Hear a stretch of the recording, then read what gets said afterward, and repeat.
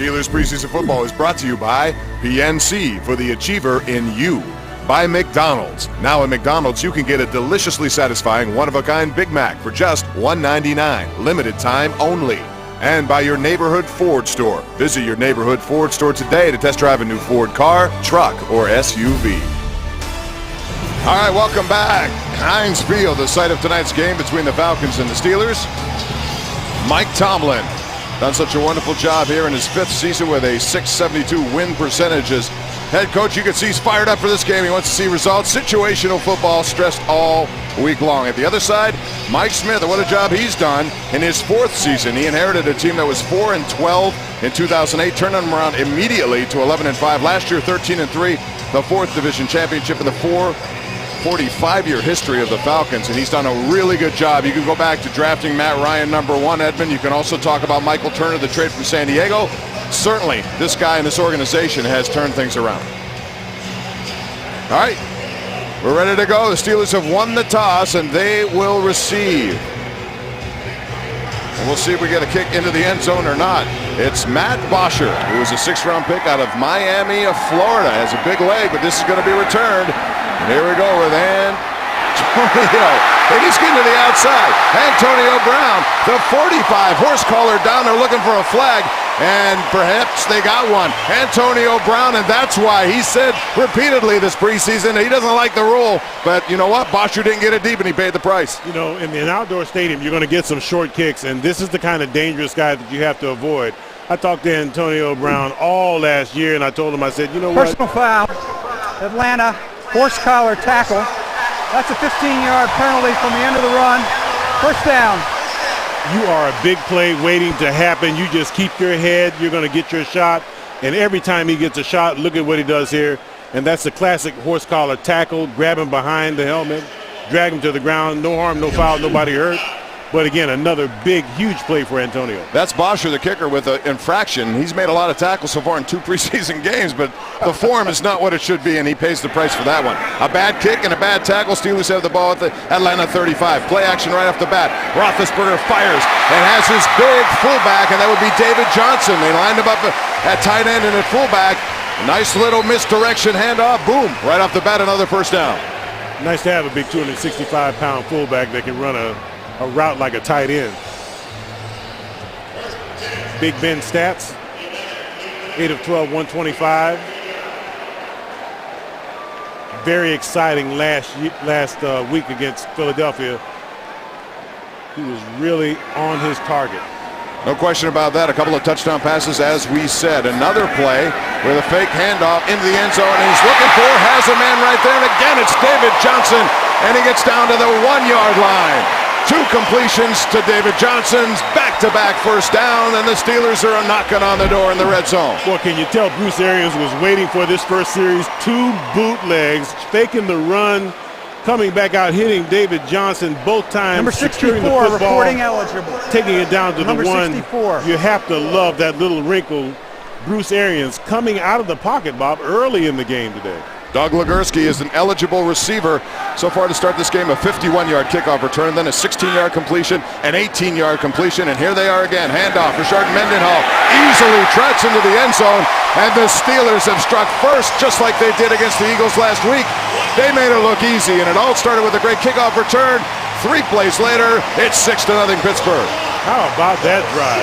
Unbelievable. You think the guys on offense are sharp? You think the special teams weren't ready to play?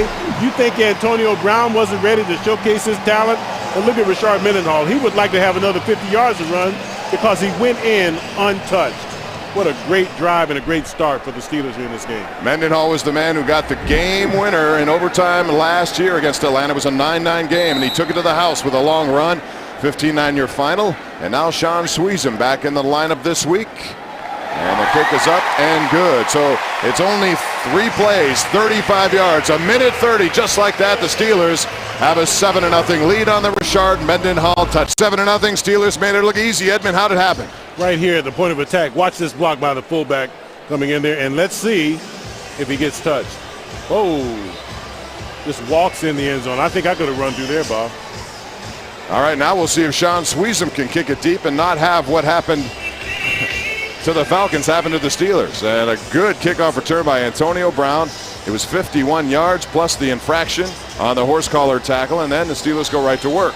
Back deep, very good returners. There's Eric Weems. He was a Pro Bowler in 2010. He wants to take everything back. He said he'll do it as long as it's not out of the end zone. He's going to try. And he's going to take it right here. 14 will get his opportunity, but he then fumbles it and will have to take a knee instead. So Eric Weems does not get the chance that he would have had he held onto the football, and Atlanta will go on the field offensively from the 20-yard line. You know, when you think about that rule, kicking off 5 yards short, and you're thinking early on in the preseason that all the kicks are going to go deep. Well, you can see you get a little open-air stadium, you get a little bit of coolness in the air, maybe a little bit of wind coming in, and neither one of those kicks even came close to getting out of the end zone. Both very returnable. And there's Matt Ryan. 2008 first-round pick, 3rd overall. He's had a lot of success with the Falcons and a very talented offensive unit to boot. He's in the shotgun. Pressure right off the bat. A slant pattern. It goes incomplete.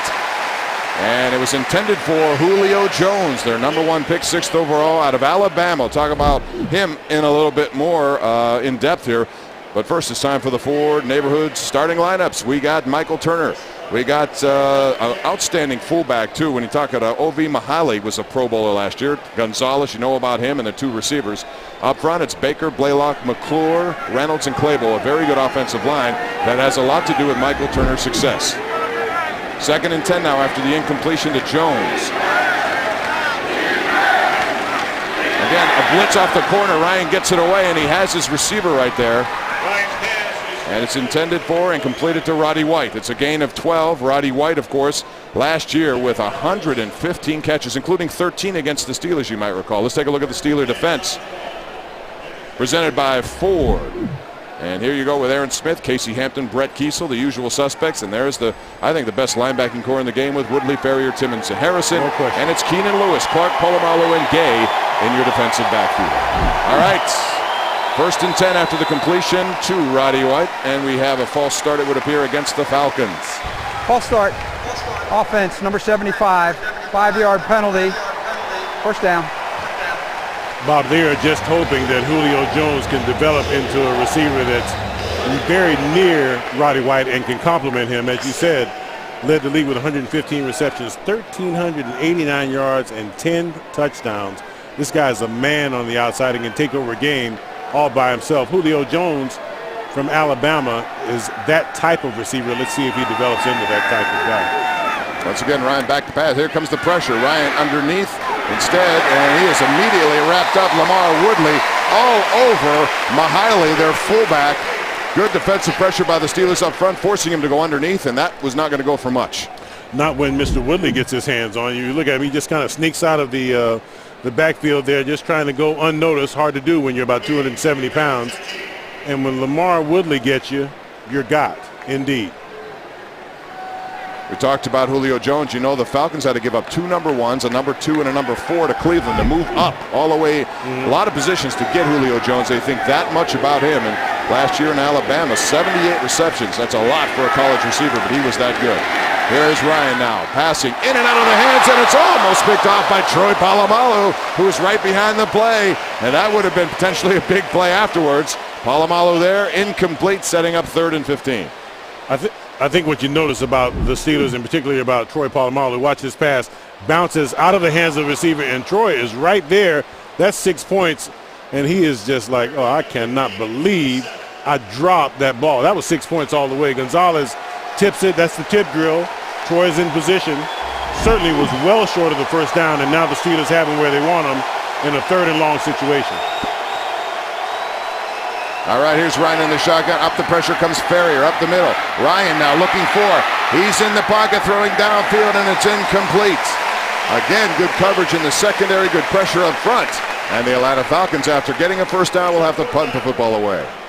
Trying to find Julio Jones, who was doubled there, and that was his 3rd option. He was looking down the field, probably trying to find Roddy White down the left side. Nothing going on there.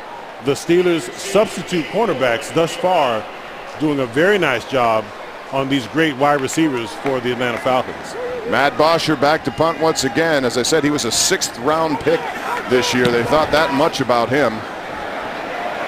It's a high kick. And this one's going to be fair caught by Antonio Brown at good field position. We're back. Bob Pompiani, Edmund Nelson with you. Steelers impressive on their first offensive opportunity. 7-0 they lead. Hey, two broke girls is about two very different young women. One is a struggling waitress just trying to make it. The other, a former trust fund baby getting back on her feet. They both need money, but what they really need is each other. Two Broke Girls, Monday at 8:30 on CBS and KDKA. A lot of people can identify with that series, huh? I know a couple of broke guys. Well, economically, these are not the best of times, and hopefully they'll get better. Right now, everything's good for the Steelers with Ben Roethlisberger under center. 3 plays, 35 yards, an immediate touchdown after a great return from Antonio Brown of 51 yards. If you missed the beginning of this game, you missed a very explosive first opportunity. Here's Brown taking the pitch, and he's throwing the ball from time to time, but he gets out of bounds, and Atlanta kind of knew that one was coming. They strung it out, not much available. Empty backfield. Wow, Bruce Arians pulling everything out of the hat. See, Antonio's going to be active. Let's take a look at the Steeler offense. And it's presented by your Ford store. 10-yard penalty. Richard Mendenhall, David Johnson, who's been active so far. Heath Miller, Hines Ward, Mike Wallace as your wide receivers tonight. Starting up front, we're going to keep an eye on 65, Marcus Gilbert. Kamo Atu, Marquise Pouncey, the Pro Bowl in his first season. Tony Hills at right guard and Willie Colon at right tackle. And we had a penalty on the play against the Steelers, so Atlanta will accept that. It'll be 1st and 20. You look at Pouncey, Edmund, it's unbelievable what that kid's been able to do. First year, first rookie offensive lineman to make the Pro Bowl since 1955. Wow. The only bad thing is he didn't get to start in that Super Bowl. He wanted to, but couldn't get it done. And it was Pouncey that had to get on Gilbert a little bit to get him to understand the gravity of the situation out of camp. Once again, this time a fake to Brown, and they're going to go right to him, and it's off his fingertips, and that could have been a very interesting one-on-one confrontation with the cornerback over there, but they faked it to him, swung it to him. He just couldn't hang on. Ben trying to lead him a little bit too much, had him right there on the swing pass, just get it into his hands very quickly, trying to lead him just a little bit too much. Let him get the ball early so he can make a move, because he has the ability to make a defensive back miss. Talk about the Steelers using a no huddle. They want to get more and more of that into their offense. They used it a lot 2 years ago. Last year, not so much, mostly because of so many young receivers who take prominent roles. Mendenhall trying to follow the blocking on the left side. Nothing there. Atlanta's defense, it's a pretty good one up front, too. They have John Abraham and Ray Edwards, two of the best defensive ends, really, going in the NFC. Let's take a look at their defense again. Presented by your local Ford neighborhood store. And here's what you got. Ray Edwards, they acquired him from Minnesota. You got Jerry Babineau and John Abraham, had 13 sacks a year ago, your linebackers in this 4-3 defense. Witherspoon, Lofton, and Nicholas. And then Brett Grimes, who went to the Pro Bowl out of Shippensburg. William Moore, Thomas Deku, and Dominic Franks starting tonight. Franks is in there because of Donta Robinson's injury. 3rd and 17 now. Roethlisberger, empty backfield, looking down the field. In the pocket, nothing there, and this time he's going to be clamped up and sacked. They closed down, and the Falcons got to him, which is a tough thing to do. Yeah, well, it's tough to bring him down, certainly, but, you know, Gilbert has a very tough situation when he's got to go against a Pro Bowler coming off of his side, and you got to set strong, watch him out here on the outside. That's just tough. That's just a man being a man, pushing him back, and Gilbert just has to decide, look, I'm going to block somebody, and I'm going to block him and keep him off my quarterback. He's going to learn. He's in a learning phase, but it's very difficult for a young player. All right, Eric Weems reverses his field. Weems trying to cut to the outside, and nice tackle there by Stevenson Sylvester, who comes in. We do have a flag on the play. Not much on that return as Weems was looking to cut to the outside. What you have to like about the Steelers to this point is that they are flying around the field on all teams, offense, defense, and special teams. I saw a guy coming down, don't know who it was, looked like Ryan Monday, and spun out of a block to make sure that he cut off the returner. Unsportsmanlike conduct, kicking team.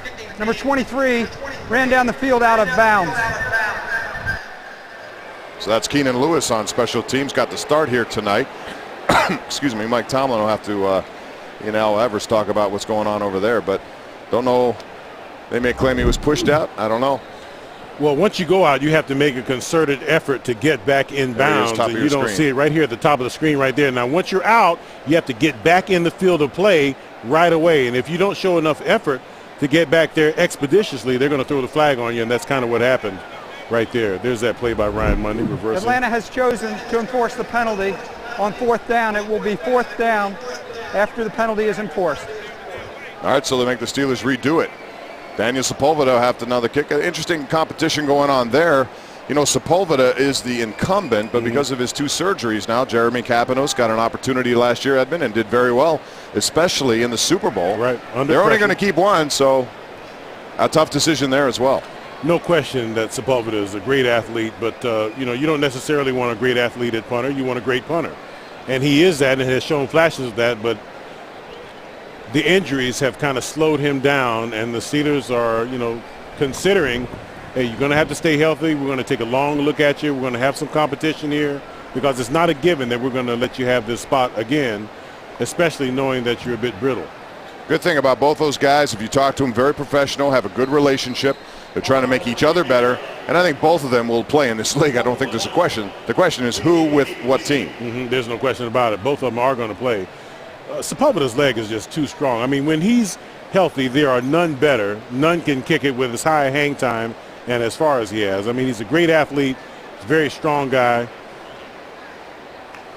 Last year, Weems had a kickoff return and a punt return as Sepulveda barely got that off. It's a high hanger, fair catch, and a good kick by Sepulveda. No return by the Pro Bowler Eric Weems.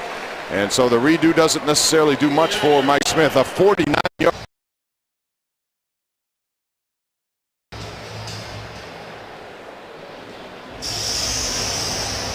Seven to nothing Steelers on a 1-yard touchdown by Rashard Mendenhall. Want to celebrate the start of football season? Hey, you can do it with the annual Coors Light Kickoff and Rib Fest, September 1st through the 5th right here at Heinz Field. You got the best national rib vendors, free concerts, football, and fun. It all starts on the 1st. Free party on the Plaza, the Outlaws. You got Styx on stage AE, the Clarks on Friday. You got Pitt and Buffalo on Saturday, fireworks spectacular, all kinds of stuff going on. So check it out. It's the annual Rib Fest. All right, Matt Ryan back on the field here. Steelers faking all kinds of defenses, and they have done more in this game than they did certainly the first 2. It's Michael Turner up the middle. Turner with a nice burst, and he gets first down yardage. About 11 on the play before William Gay came up and made that tackle. And there's a flag on the play. Well, we've had a few of those already in this one. Offside defense, number 98. Penalty is declined. First down. How about that Michael Turner? This is a guy they acquired in a trade. You know, San Diego took him in the 5th round back in 04, and then, boy, that was a good trade for them. He's been productive. He was pretty good out of San Diego. Didn't get a whole lot of rushes, and then all of a sudden awakened once he got to Atlanta. All right, handoff again goes to Turner, and Lawrence Timmons hits him immediately. No gain on that play. If so, just a half yard. But Timmons, we talked about him, the tackle machine that he is. Did you hear that hit? I'm going to take another look at it. Did you hear that hit? Watch this.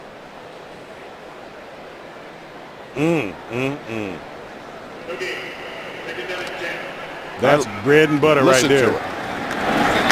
Oh. Ouch. Hang on, Bob. Let me shake that hit off real quick. Ryan in shotgun formation now. Second tight end into the lineup for the Falcons. Pressure on up the middle. Timmons, put the pressure on. They went to Turner in the flat, and that goes incomplete because Ryan was rushed. He saw 94 coming up the middle. Well, Lamar Woodley was all over that little swing pass coming up. And you know, you almost hold your breath when anybody makes a hit on a receiver in the open field. Watch this pass rush coming up the middle. Matty Ice having to get rid of it. And Lamar Woodley doing a good job coming up and hitting with the pads, not going to the head. Excellent tackle. They still allow him to play football in the NFL. Absolutely. 4th straight incompletion for Ryan. It's now 3rd and 10. Steelers looking to get off the field again, leading 7-0. Ryan shotgun here, pressure to the outside. Brett Kiesel hits off a helmet. It's picked off by Lawrence Timmons.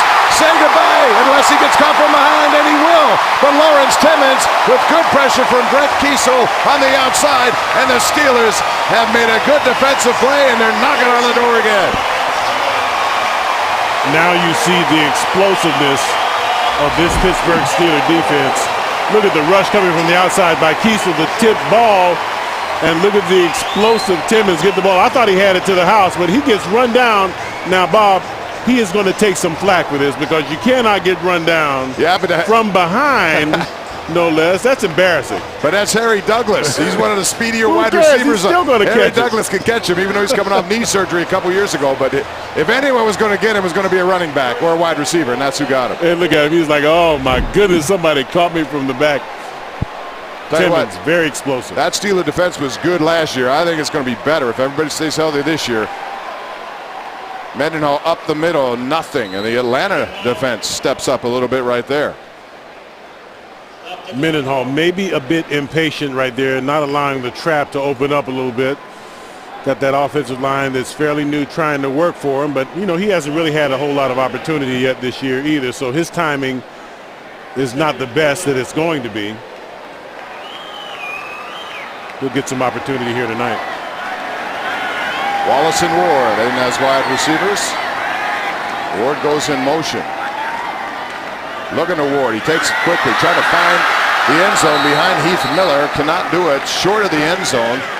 And that'll set up a third down situation for the Steeler offense. One of those situations there also where I would really have liked to see a running play call, Bob. I mean, you want to get your running game going. It seems like every chance Bruce Arians gets, he tries to get a little cute sometimes and maybe get a little pass in, maybe get Hines Ward into the end zone. But, boy, you want to play some rock'em sock'em up front with those guys and see if your offensive line can knock some people off the ball, especially early in the game. Got the all-beef package in there right now. One of the big guys in motion, and that's Johnson. Mendenhall trying to get in the end zone, cannot do it. The beef of the Atlanta line stepped up and made that play as it will result in a fourth down now for the Steelers. Although the Falcons seem to be saying that there was a potential fumble, I couldn't see with the massive humanity. Yeah, the pass like run looks like somebody is on the bottom of the pile there and injured on the ground. Looks like a Steeler. Could be the veteran John Gilmore, the tight end. I can't see the number from here. Almost looked like Marquise Pouncey's number down there. He's grabbing at his ankle as well. That is Pouncey, you're right. No, that's not good news. You don't want him banged up. We're back, and Marquise Pouncey, who had an ankle injury last year that prevented him from playing in the Super Bowl, had another one here tonight. What happened on that one, Edmund? Looks like he got rolled up, Bob. If you keep an eye on him right here, watch the player right in here. There we go. Right there, you see that player fall right on the back of his legs. Definitely an occupational hazard for offensive linemen throughout the league. That kind of stuff happens when you get big scrums like that. Looks like he was up for a long time on the sidelines trying to walk it off, and let's hope that he's going to be okay. Yeah, this is a guy who has solidified that offensive line. Moved right in, and now Sean Sweeza is on the field and attempts a chip shot field goal, and he makes it. And now a moral victory for the Atlanta defense, which stood strong right there. Babineau, Peters, and their linebackers stopped the Steelers, even though it looked like. All right, we're back. 6:30 left, first quarter. It's been a good start, with the exception of that injury to Marquise Pouncey. Jeff Rosello's on the sidelines. We'll hope to get an update here, but they work on a left ankle, it would appear. I want to remind you, ladies and gentlemen, tonight's Steeler game is brought to you in high definition in partnership with Xfinity from Comcast. Swayze Waters, Steeler kicker, is going to kick off. And back deep, you got Weems and a new kid, and that would be 22, Jacquizz Rodgers. And Edmund, you know, big things come in little packages sometime. He's 5'6", 196 out of Oregon State, and he was in the Heisman talk last year.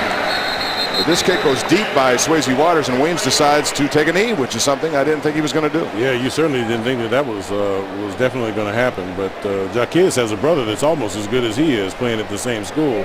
What a tandem they were at Oregon State. Their fifth-round draft choice for the Atlanta Falcons this year. Guy who was at the beginning of the year was Rodgers, along with former Pitt Panther Dion Lewis, who was getting a lot of talk and hype concerning the Heisman. So far, Atlanta's offense not as good as they were in the first two preseason games. They were good against Miami and Jacksonville, and this is an out pass, and once again, Roddy White, who took advantage of Keenan Lewis there for a pretty nice gain. Roddy White is a guy who had 13 catches against the Steelers last year in the opener, and that was about it. Their offense didn't have much else. Yeah, I mean, this guy's a grown man playing the wide receiver position. Watch him catch this, and then watch this stiff arm. Get off me. and gets another 6-7 yards there going down the sidelines. A big receiver, very powerful, makes the tough catches and fast enough to run by you. All right, it's Douglas in motion, reverses his field. He made the touchdown-saving tackle on Lawrence Timmons, and now it's an audible at the line by Ryan. Steeler defense, tough to play against, there's no doubt about it. Ryan now looking far side of the field and has a man, and that is the rookie Julio Jones out of Alabama. They do expect big things. I got to tell you, in his first game, right off the bat, they went to him first play almost 12 yards and then 22 yards, and then they reversed for 12 more yards. So only he is has explosive. 4 catches for 83 yards. But look at him, he just runs off. Not much there. Will Gay playing extremely deep, trying to prevent the big play, but just maybe a little bit too soft over there. Way too easy for Julio. Ryan under center now, hands it to Michael Turner. Turner putting the legs forward there, tackled from Brett Kiesel, but this is a guy who can certainly get that tough yardage inside. 5'10", 244 out of Northern Illinois, and acquired here in 08. Certainly not able to arm tackle a guy that big and that powerful and that built that low to the ground. Plays with great leverage, runs very low and very hard to the ground. And if you stick an arm out there, you're liable to get it broke because he runs so hard. I think that's one of the reasons why they brought in Jacquizz Rodgers. If you look at the number of carries, he had 376 2 years ago. Last year, 340. That's a lot of work. And now Ryan, as he's rolling right, being pursued by Will Gay, throws, and it's almost again intercepted, intended for Roddy White. But Ryan was on his horse, had to be again. Will Gay had containment, rushing from the outside, the little inside corner blitz, and allowed Matt to get on the outside of him. You can't allow that to happen, and you can see after this play the disappointment in Will Gay. He knows it right there.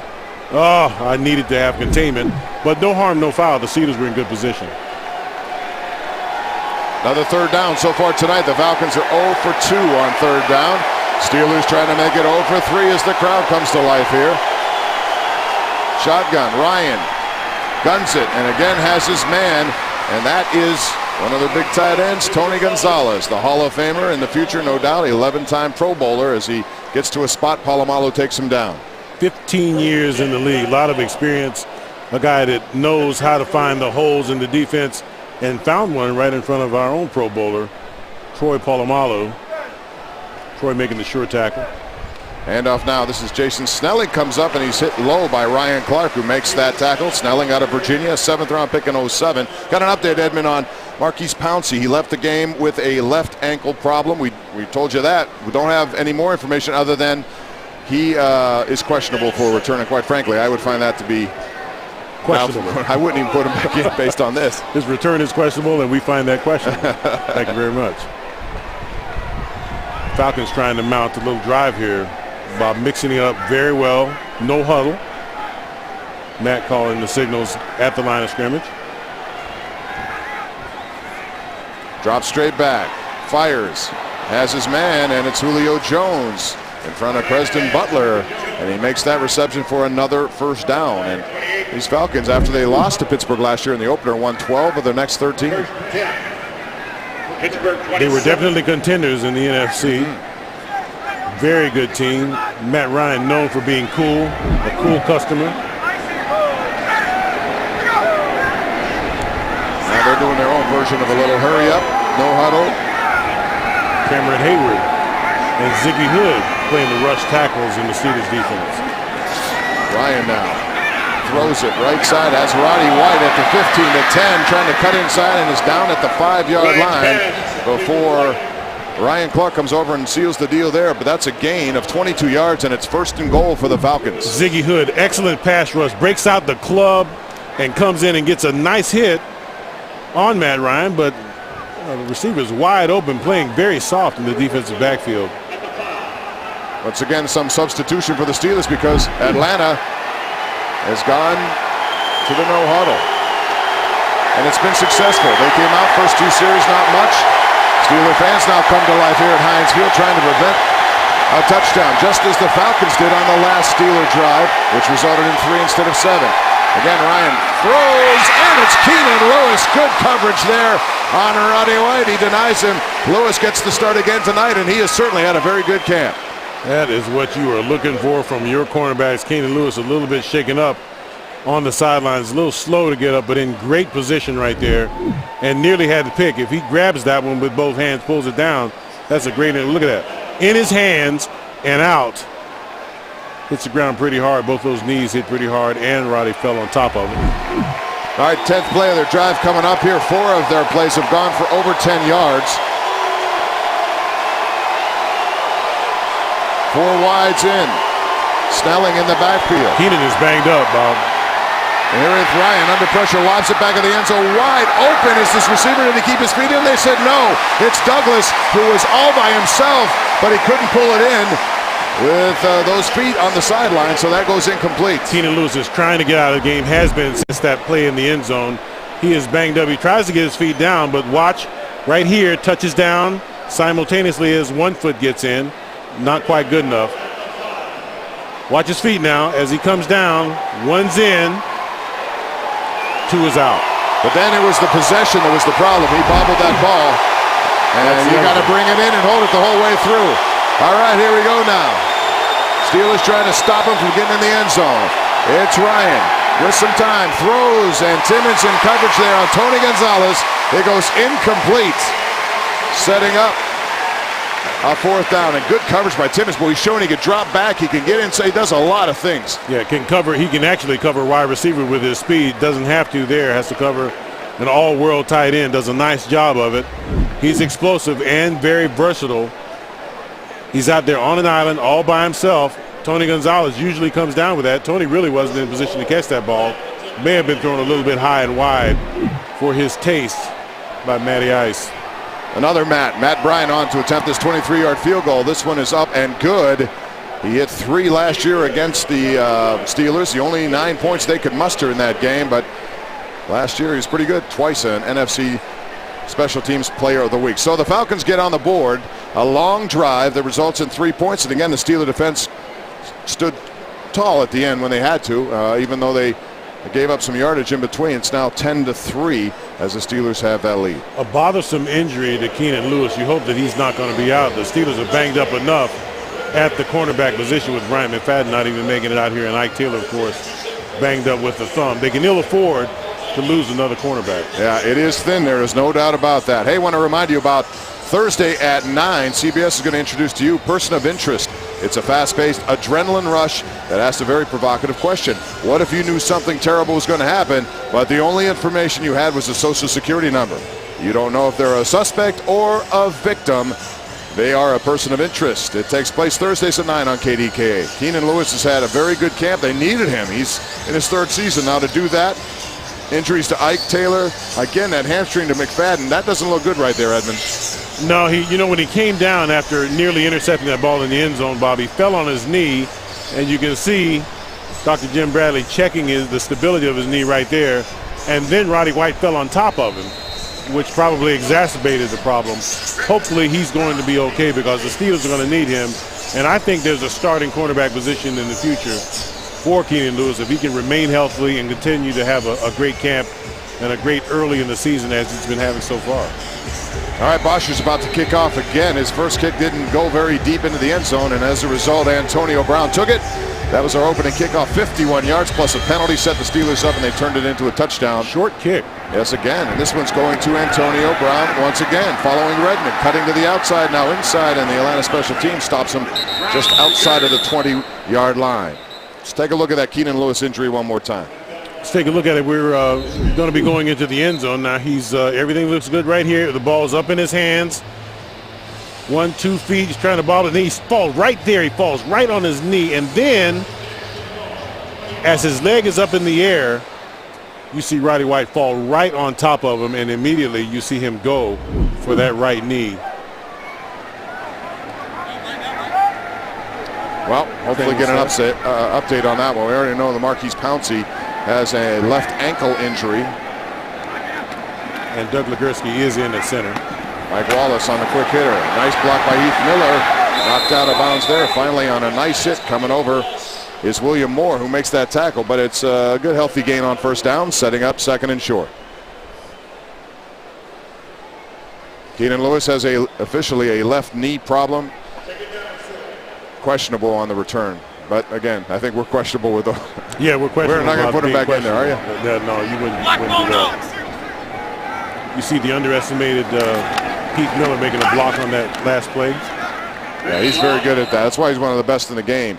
That's a nice tackle there by Curtis Lofton, who moves in and stops Rashard Mendenhall. Lofton, 2008 second-round pick out of Oklahoma. He was good last year, Edmund. A workaholic, 142 tackles in the middle. My goodness. Roethlisberger now, and he has first down yardage as he goes to Hines Ward, a short one. Hines is Mr. First down possession kind of guy, and he makes one there.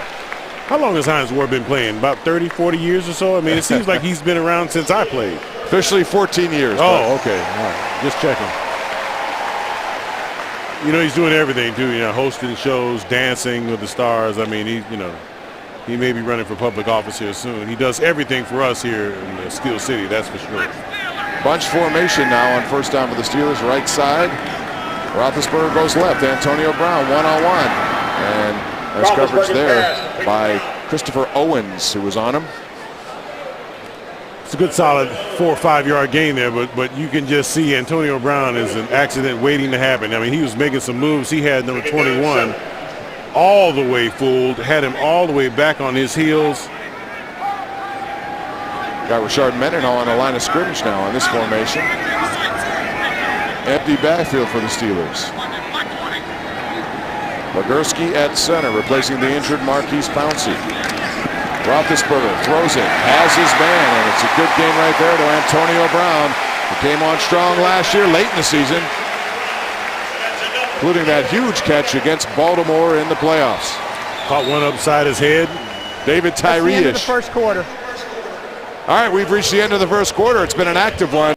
Steelers 10-3. Bob Pompiani, Edmund Nelson, Jeff Frisella. Here's how we got here. A big kickoff return by Antonio Brown led to this 1 yard touchdown by Rashard Mendenhall. And then a nice defensive play as it's Lawrence Timmons with a pick here. And it looked like he was going to take it to the house by Douglas. Got him from behind and set up a field goal. And after that, another field goal by Atlanta. Matt Bryant, 23 yards, so we're 10-3 as Roethlisberger now 7 of 9 after that incompletion to Hines Ward for 62 yards. Ryan in the first quarter was 7 of 18, and there we see the departure of Keenan Lewis. Not going very gingerly down the stairs. His knee is hurting something awful. Well, they are thin. There's no doubt about that. And they're going to expect some of their younger guys really to step up. We've talked a lot about Curtis Brown. He was injured at the beginning of camp.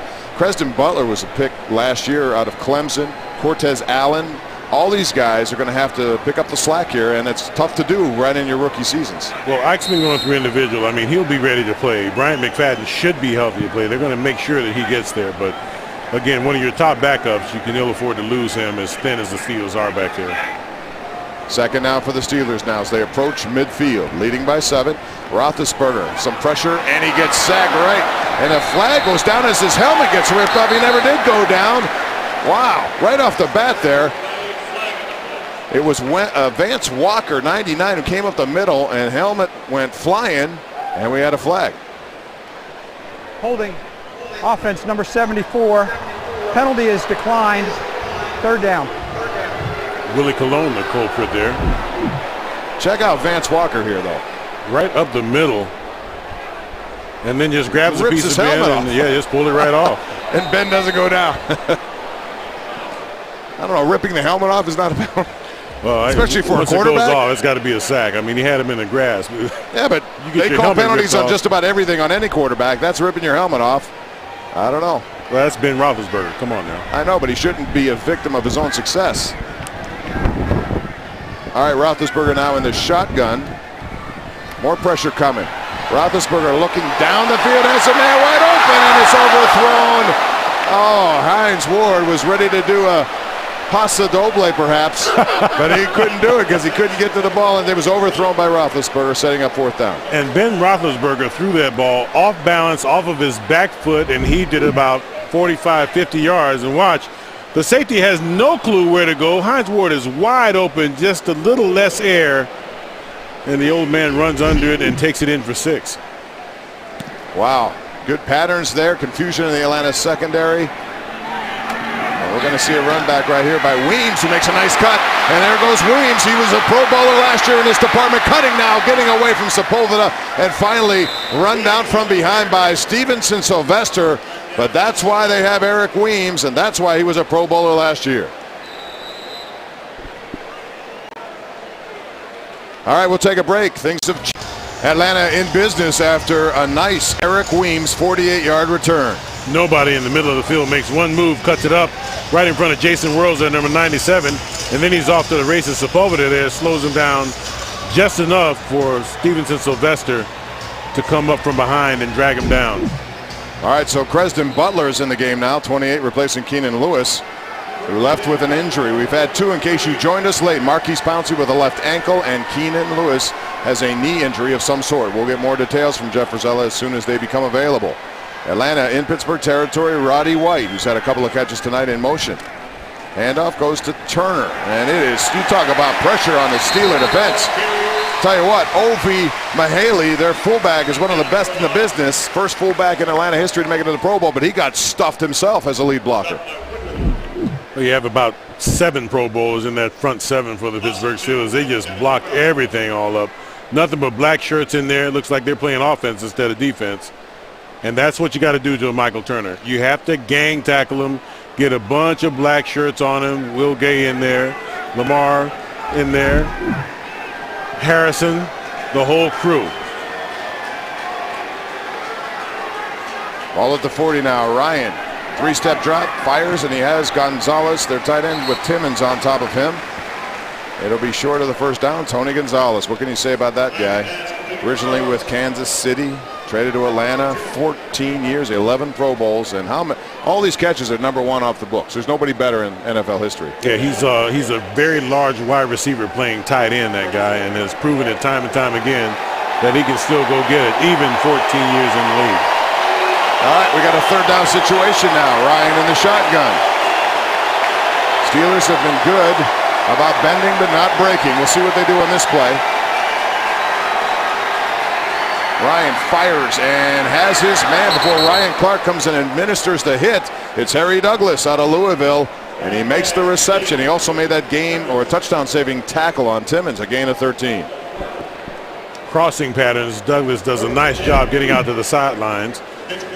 Yeah, they brought everybody in on that side and then ran a little crossing pattern to the outside. That ball is thrown perfectly because Will Gay is in good position. Safety over the top was in good position, but a well-thrown ball, nobody's going to touch it except the receiver, and that's exactly what happened. That's a critical first down for the Falcons. 1st and 10 for the Dirty Birds here as they approach the red zone, trailing by 7. It looks like a false start on Tony Gonzalez over there. 88 jumped prematurely.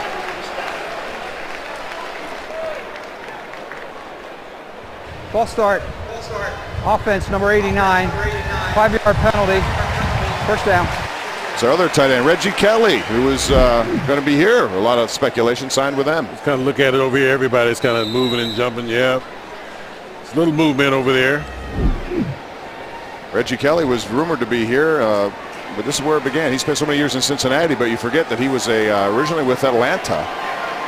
Steelers were looking for some tight end help, and they were talking to him. He came to camp, as a matter of fact, but he ended up signing with them. Interesting formation now for the Falcons on the 1st and 15. They throw, and it's incomplete. Confusion there as the Steelers had things pretty well diagnosed as well. Trying to spread everybody out and throw a little middle screen, sneak Turner out there and try to get him the ball right in the middle of the field and let him make a play. All of the guys with speed were all on the outside, thus drawing the Steelers defensive backs and safeties to the outside and a couple of linebackers. The middle was open but couldn't complete it. The veteran defensive line kind of sniffed that out. Aaron Smith and Brett Kiesel in there. All right, 2nd down for Atlanta. Ryan again with a bunch formation to the left side. Ryan slings it out, has his man Douglas, who gets away from Donovan Warren just barely and gets to the 19-yard line. Short pickup. Warren has been very good so far in this camp. Been very steady. Plays very nice out there. Sits down on the route, trying to make sure he keeps the player in front of him. And right here, the most critical thing is make the tackle. And that's what he does, although not a very sure one. But comes up, very solid, get him on the ground, and the ball hit the ground. I'm not so sure he wasn't down when his elbow and the ball hit the ground. 3rd down and 9. Ryan now in shotgun. Jaquiz Rogers, first time in the backfield, number 22. Ryan looking, firing, and has his man Roddy White, who has first down yardage before Creston Butler wraps him up. But that's why Roddy White is one of the most prolific guys. A gain of 11. He needed 9. First down Falcons. And that's what you're going to see a little bit of if the Steelers cannot get their defensive backs, particularly their cornerbacks, healthy. You're going to see these guys playing a little bit on the softer side because they don't want to have the big play to beat them. And yes, he does make a critical tackle there, but again, it's a first down. First and goal for the Falcons now. Handoff Michael Turner. And Michael Turner finds resistance up the middle. Great pressure there. And I'm not sure if it was Kiesel. I think it was Brett Kiesel, number 99, who was just leading that surge on that defensive line. Palamoon comes up and dances up into the middle of the line. But look at that penetration by, who's that, Casey Hampton there? Kiesel. Casey Hampton makes the initial penetration, forcing the back to move out of the way, and Kiesel just lowers the boom. Also, Ziggy Hood in there getting some. All those guys like to get some. When it's all somebody's standing them up at the line of scrimmage, and they all come in. All right, Ryan now again in the shotgun, fires over the middle, and has his man Roddy White. He puts it right between James Ferrier and Troy Polamalu. And Roddy White, after that 115-yard reception year last year, scores for the Falcons. You just don't have anybody in the defensive backfield that can cover a guy that size with that kind of ability and speed. Right over the middle, James Ferrier is underneath. Troy Polamalu looks like he was playing right behind him. But Matt Ryan just throws a bullet in there. And right on his chest. Troy a little late getting there, trying to knock that ball away. What a great route by Roddy White. Extra point is up and good. Roddy White, 4 catches, 45 yards now. And a 10-0 Steeler lead has been erased. It's now 10-10 Atlanta as they score now. 9:35 left. Want to remind you on Tuesdays at 9 o'clock following the popular 90210, CW will introduce Ringer, starring Sarah Michelle Gellar, who plays a dual role as twin sisters. Don't miss Ringer Tuesday nights at 9 on Pittsburgh's CW. Bob, you've seen a great battle between the number 1 offenses and defenses for these two teams who are the top in the top 3 or 4 teams in their particular conferences. These guys are doing battle here tonight. This is a good one. All right, Bosher kicks again to Antonio Brown. He's had a 51-yarder in this game, and he tries to get away from a would-be tackler, and I believe it was Weems who got a hand on him, and he goes down, and that's where the Steelers will begin. A couple scores around the NFL. Vikings lead Dallas 7-0. Donovan McNabb with his new team. Bob Edmond, Jeff with you. It's 10-10. Second quarter, Steelers back on offense. They had a 10-0 lead in this game. Atlanta's defense stiffened when it looked like they'd be down 14-0. Mike Smith had to enjoy that, and then their offense got on track and finally get a touchdown, 10 yards from Ryan to Roddy White. And this quarter, sponsored by PNC for the Achiever in You. Cy Holzer, president, was here last week, handing out the PNC Rookie of the Year Great Performance Award to Marquise Pouncey, who was injured in this game. Just in case you turned in a little late, he has an ankle injury. Chardon Mendenhall going nowhere right there. Brent Grimes originally came up, changed his direction, and then the linebackers converged. Made no mistake, this Atlanta Falcons defense is not bad. They were 16th in total D last year, 22nd versus the pass, which is not great at all, but 12th versus the rush. They can get it done. They can certainly rush the passer, as John Abraham has already shown us. 13 sacks a year ago for Abraham, and they brought in Ray Edwards to try to complement him from the Vikings. He was an unrestricted free agent, signed a nice deal here. Handoff on the delay, and then how about that move by Mendenhall on Bierman? He gets a little bit of yardage to turn into a positive play, but that Falcon Dirty Bird defense came up, and a couple of them, including Chauncey Davis, is there to make that. But originally, nice little sidestep by Mendenhall, who had the hip-hop lessons last year. Served him well. Yeah, he's got some lateral movement now, very strong in the lower body, cuts out to the outside, and he has great acceleration. Oh, a little extracurricular activity, a little face mask there down at the bottom of the pile, twisting his head around. That's all the fun stuff that happens down at the bottom of the pile, Bob. Oh, I bet you got stories about that. Oh, yeah, I could share some with you. All right, Roethlisberger now, 3rd down, shotgun formation. Fires over the middle, almost intercepted. Instead, it's Antonio Brown. Antonio Brown is going downtown. 77 yards, and the Steelers have a 17-10 lead. Make that 16-10, pending the point after. Antonio Brown doing the Heinz Field leap at the end of his touchdown pass. All he is excitement. Watch Ben Roethlisberger here in the pocket. Just looking downfield, looks off the safety, and then throws a Brown cutting across the middle. The safety commits trying to knock the ball down, and then he's off to the races, and nobody's going to catch him from behind. Sportsmanlike conduct. Great speed. Pointing the ball at the player as he goes into the end zone, number 84. Touchdown. Penalty on the enforced on the kickoff. Unsportsmanlike conduct on the Steelers. A little bit too much celebration in the end zone, jumping all into the stands. Coach Tomlin is having a little talk with his blossoming wide receiver right now, getting right in his face, letting him know, look, no, act like you've been there before. What a pass by Roethlisberger. And then, what a great pass. I'll tell you what, there's nobody going to catch him when he gets it. No, he's got great speed. I mean, he just had to get his feet wet, get acclimated to the NFL game, which he did very quickly last year, Bob. But he is an absolute great talent. We always thought that he was electric first time he took the ball, but didn't play much early on, and now look at him. Antonio Brown takes it 77 yards. Interestingly, Ben was 7 of 10 for 62 yards before that play. Now, after 77 yards, he is 9 of 11 for 139, and that's the kind of explosive nature the Steelers have. But Antonio Brown gets almost like a Spider-Man. I don't know what was going on over there, but the unsportsmanlike penalty means Weems is going to get a chance from the 13-yard line. And Eric Weems is pretty good at this. And he has run down. Again, Stevenson Sylvester has been tremendous on special teams all season long so far preseason. He makes another play there. And that's why he's going to hang around, is because he can play on special teams, because with the 4 linebackers that the Steelers have, he will not get a whole lot of playing time. But he's a guy that'll hang around, and then he'll get his shot. And when he gets it, he'll be ready to play. One thing about Brown and Ben Roethlisberger, you saw this kind of hookup with Mike Wallace last year. You see the maturity of Ben Roethlisberger being able to look off the safety. Never once did he look in Brown's direction. He was looking to the left, looked off the safety, looked off the extra coverage over the top, and then zings the ball right down the middle. Unbelievable throw by Ben. Play action, Ryan over the middle. Troy Polamalu in pursuit of a deflected pass intended for Julio Jones, and Troy couldn't get there, unlike last week when he picked it off and returned it and almost hurt himself. Yeah, Matt Ryan trying to return in kind here, trying to look for something over the middle. Julio Jones, a big receiver, but a great job right there by number 28, Creston Butler, in good position. Yeah, Jones is a tough matchup. He's a big kid, too. 6'3", 220. He can do underneath. He can go long. He's got speed. Really good pick, at least theoretically, for the Atlanta Falcons. Let's see what he does during this season and beyond. Ryan underneath this time.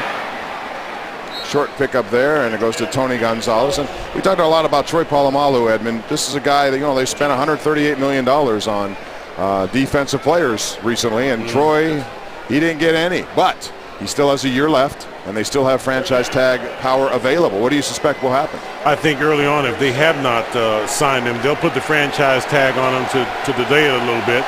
He certainly deserves to be paid and will be paid as one of the top DBs in the league.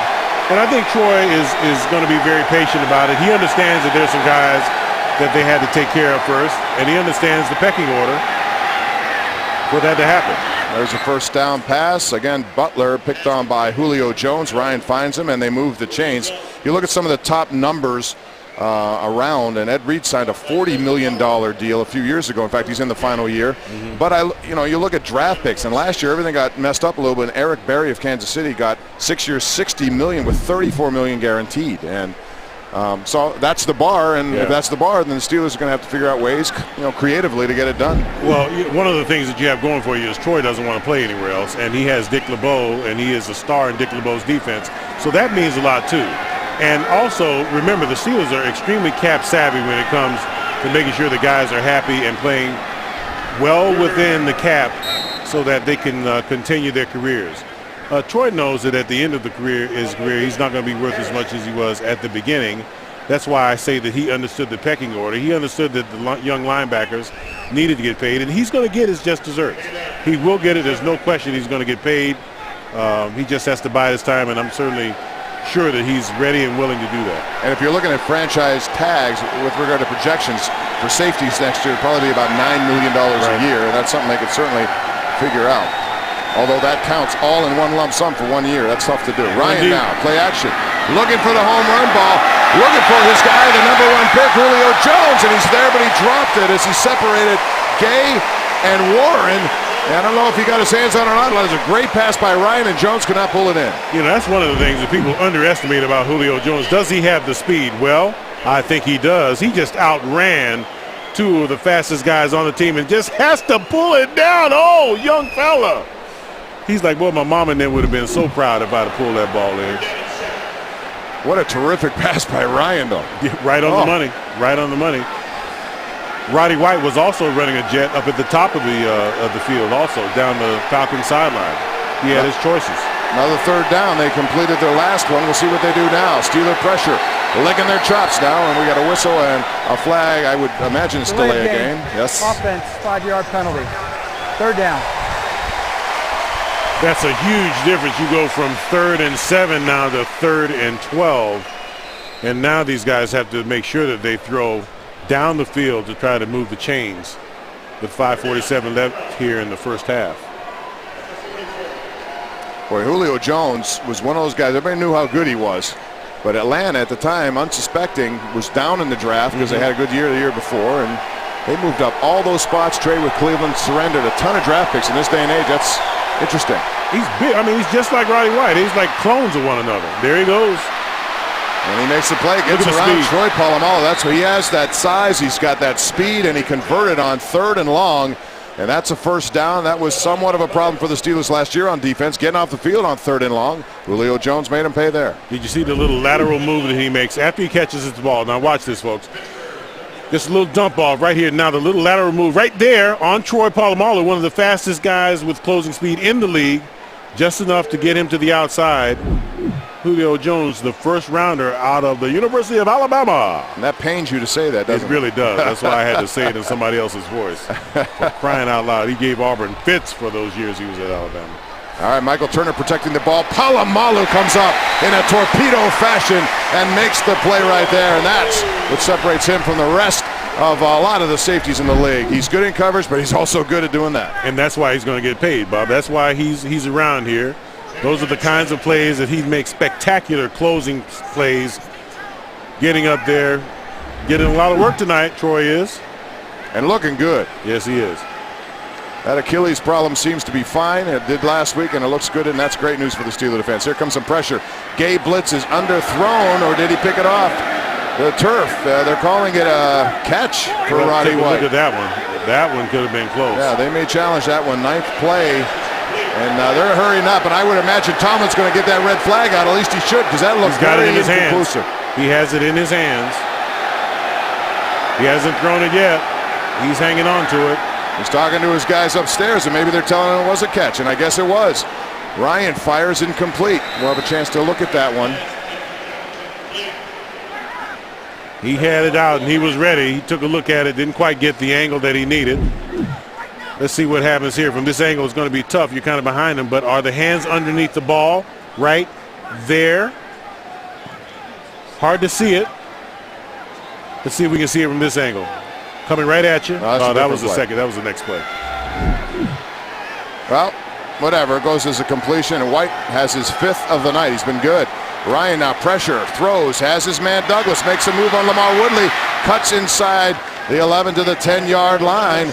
And that's going to be good enough for another first down. He made a move on Woodley. He's got the speed, Douglas does, out of Louisville. Well, they're doing a nice job. They have trips out there with Gonzalez out there, and they have two guys running off. They get Douglas running a little underneath, and then they dump it off to him and allow him to make a move and get some extra yardage. Just a great pattern and a great play for the Falcons. Ryan now under pressure. Harrison in pursuit. Rolling right. Ryan now decides to tuck it in and run, and he's getting close to the end zone, but he goes out of bounds at about the 1-yard line or 2-yard line, but pursuit there by the Steelers, who had things diagnosed in the secondary.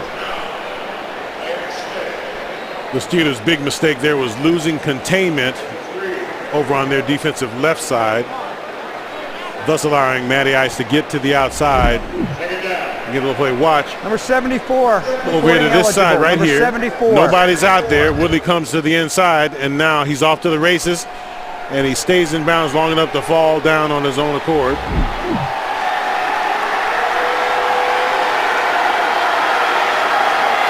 Ryan fakes it to Turner. Polamalu in pursuit. He throws, and it looks like that was close to being incomplete, but they're calling it a catch, or are they? Goes to the big fullback right there. Mahaley. Boy, is he a big dude. Standing by him on the field. 6'1", 258. It's like an offensive guard out there running a pattern. Look at that. And does a nice job getting his feet up. Well, he didn't even catch the ball. It was incomplete. Number 74. The official there made it look like a completion. It was right at the original line of scrimmage, though. So. Yeah. Will Svitek is in as a tackle eligible now, and it looks like the Falcons are going to call timeout. This is their first charge timeout. It's a 30-second timeout. 3rd and goal situation coming up. I'll tell you what, a lot of people look at these two teams, and we always say it's very convenient to say, well, it could be a Super Bowl preview. But this could be a Super Bowl preview. Both teams are very good and loaded up, I thought, in the offseason. So, the Steelers got there last year, fell short against Green Bay. But I think with a healthy Polamalu and that offensive line with some sort of stability, they have all the tools in Atlanta. It's certainly shown us they got a lot of tools here, too. Well, you know what? You see Atlanta come out and they get down by 10 points. And the sign of a good team is to be able to come back and do what they did. They came right back, scored 10 points on their own, had a couple of great drives, probably could have some more points on the board if the Steelers defense hadn't thickened up as they are doing here right now. This is a good test for both of these guys, and it's nice to be able to broadcast a game like this and see these starters in for so long, Bob.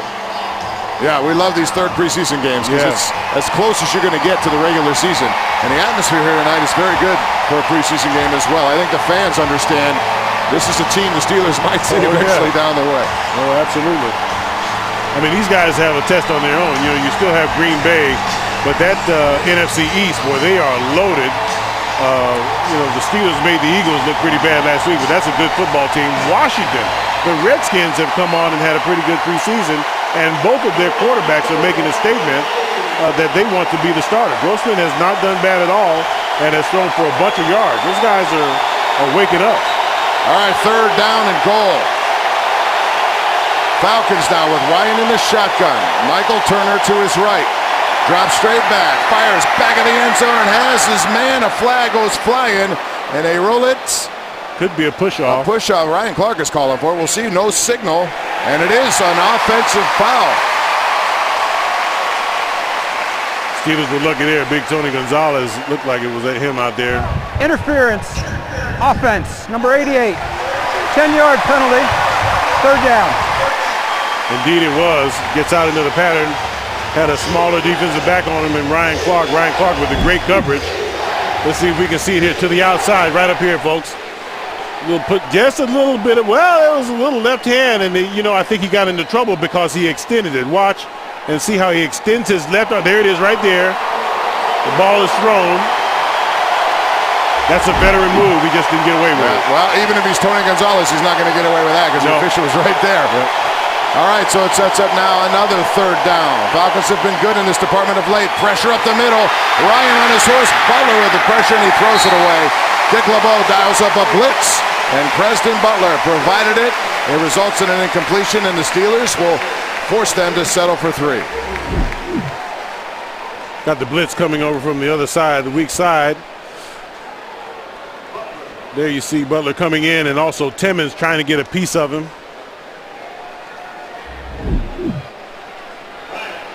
All right, Matt Bryant is on to attempt a 30-yard field goal. He already has one from 23.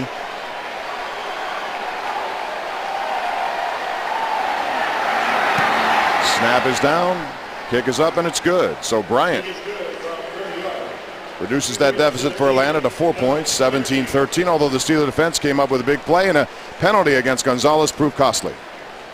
Steelers playing a little bit of bend, don't break defense, and I know Dick LeBeau would like to have his guys play a little bit better towards the middle of the field instead of letting guys drive all the way down the field and getting down into the red zone, deep into the red zone, in fact, and nearly scoring 7 points. Dick LeBeau wants those guys to get off the field on 3rd down, not happening thus far, but this is a good football team as well. Hey, folks, we told you at the beginning of the broadcast that KDKA TV and Children's Hospital of Pittsburgh, for the last 58 years, you've watched our free care fund telethons. Well, we have an opportunity for you here tonight to donate $5 by simply pulling out your cell phone and texting PIT KIDS, PITTKIDS, to 85944 and help us help families and kids who cannot receive the quality care that they deserve. Children's Hospital has been so good in this department for over the years, and we'd love to make a big difference tonight. So if you text PIT KIDS to 85944, $5 to Children's Hospital Free Care Fund. We have a big telethon coming up later in the year as we approach Christmas. We thank you in advance for your support, as do the kids at Children's Hospital. Please help them continue their good work so that no kid is turned away. Isaac Redmond is one of the guys deep back there, along with Antonio Brown. Brown has been a star here tonight, trying to make more happen. Weaving in and out, finally pursued and gang tackle there. Brown has a 51-yard kickoff return that set up the first Steelers score, and then a 77-yard touchdown on third down from Ben Roethlisberger, and that has a lot to do with why the Steelers are up 17-13. Antonio Brown maybe trying to do a little bit too much. Had something going out here to the right side. Had he just kept going right there, kept getting up the field, might have got another 7 to 10 yards or so. Brown in great shape. They've known it since the start of camp. Almost have to calm him down to keep him from doing too much. He's a guy that's in great shape and really has shown his stuff, and you can tell he's operating on a few more cylinders than the average Bear. Doug Legursky remains at center after the injury to Marquise Pouncey. Left the game with a left ankle problem. Also, Keenan Lewis on defense is out of this game with a knee injury. In the flat, it's Roethlisberger to Arnez Battle, the veteran who's been one of the stalwarts on special teams and getting involved in the offense. He did last week and does again right there. With Mike Wallace not going out of the game and Emmanuel Sanders still nursing the foot injury, Arnez gets a chance to show that he can indeed play the wide receiver position, and he's played it well. You know, it's funny, Edmund, remember when we had a conversation with Mike Wallace, he said he was going to have a 2,000-yard season. And that's all well and good, and that's fine. That's hard to do. No one's ever done it. But I think more than anything, the attention Mike Wallace gets this year could free up a guy like Antonio Brown or Emmanuel Sanders to have big numbers. No question about that. All right, Mewelde Moore in the game and is written down there by Brent Grimes, number 20 out of Shippensburg, who had a great year last year. Pittsburgh. Made a Pro Bowl in 09. This is the first charge timeout. A little timeout just before the 2-minute warning. Get a little extra play in here. Mewelde Moore running hard, hitting it up in there. Welle's been around a while. He's a good, well-used utility back, so to speak. But, I mean, he can get in there and run the football as we've seen him do. But he's a specialist at the third down situations, being that single back there that can do it all, block, run, and catch the pass. All right, let's check out the PNC scoreboard, brought to you by PNC for the Achiever and you. This Pirates achieved today. They lost first 2 to St. Louis, but they win. Brad Lincoln was outstanding in 6 shutout innings, 7-0, and Josh Harrison 3 for 4 with 3 runs batted in. So remember, KDK will have all your scores and highlights after the game. KDK TV News at 11 o'clock. And we also have our McDonald's Steelers Trivia Show. All you Steeler fans who think you know your Steeler trivia, you'll be tested tonight, 11:35. We're in the playoff round with some very good teams. Roethlisberger up in the air goes Hines Ward, who makes that reception. A beautiful catch, first down Steelers. What a grab by Hines Ward. Now we've hit the 2-minute mark. Watch this. Then Roethlisberger looking to the right, looking to the left. Just throws a beautiful pass. Look at Hines Ward go up and get that ball. Wow. Wouldn't think he's been in the league. Bob Pompiani, Edmund Nelson, 17-13 is the score. And PNC, our leaderboard on the Barclays. It's the first round of the FedEx playoffs. And Dustin Johnson, in a tournament that was reduced to 54 holes because of Hurricane Irene, he beats Matt Kuchar by 2. BJ Singh looking good.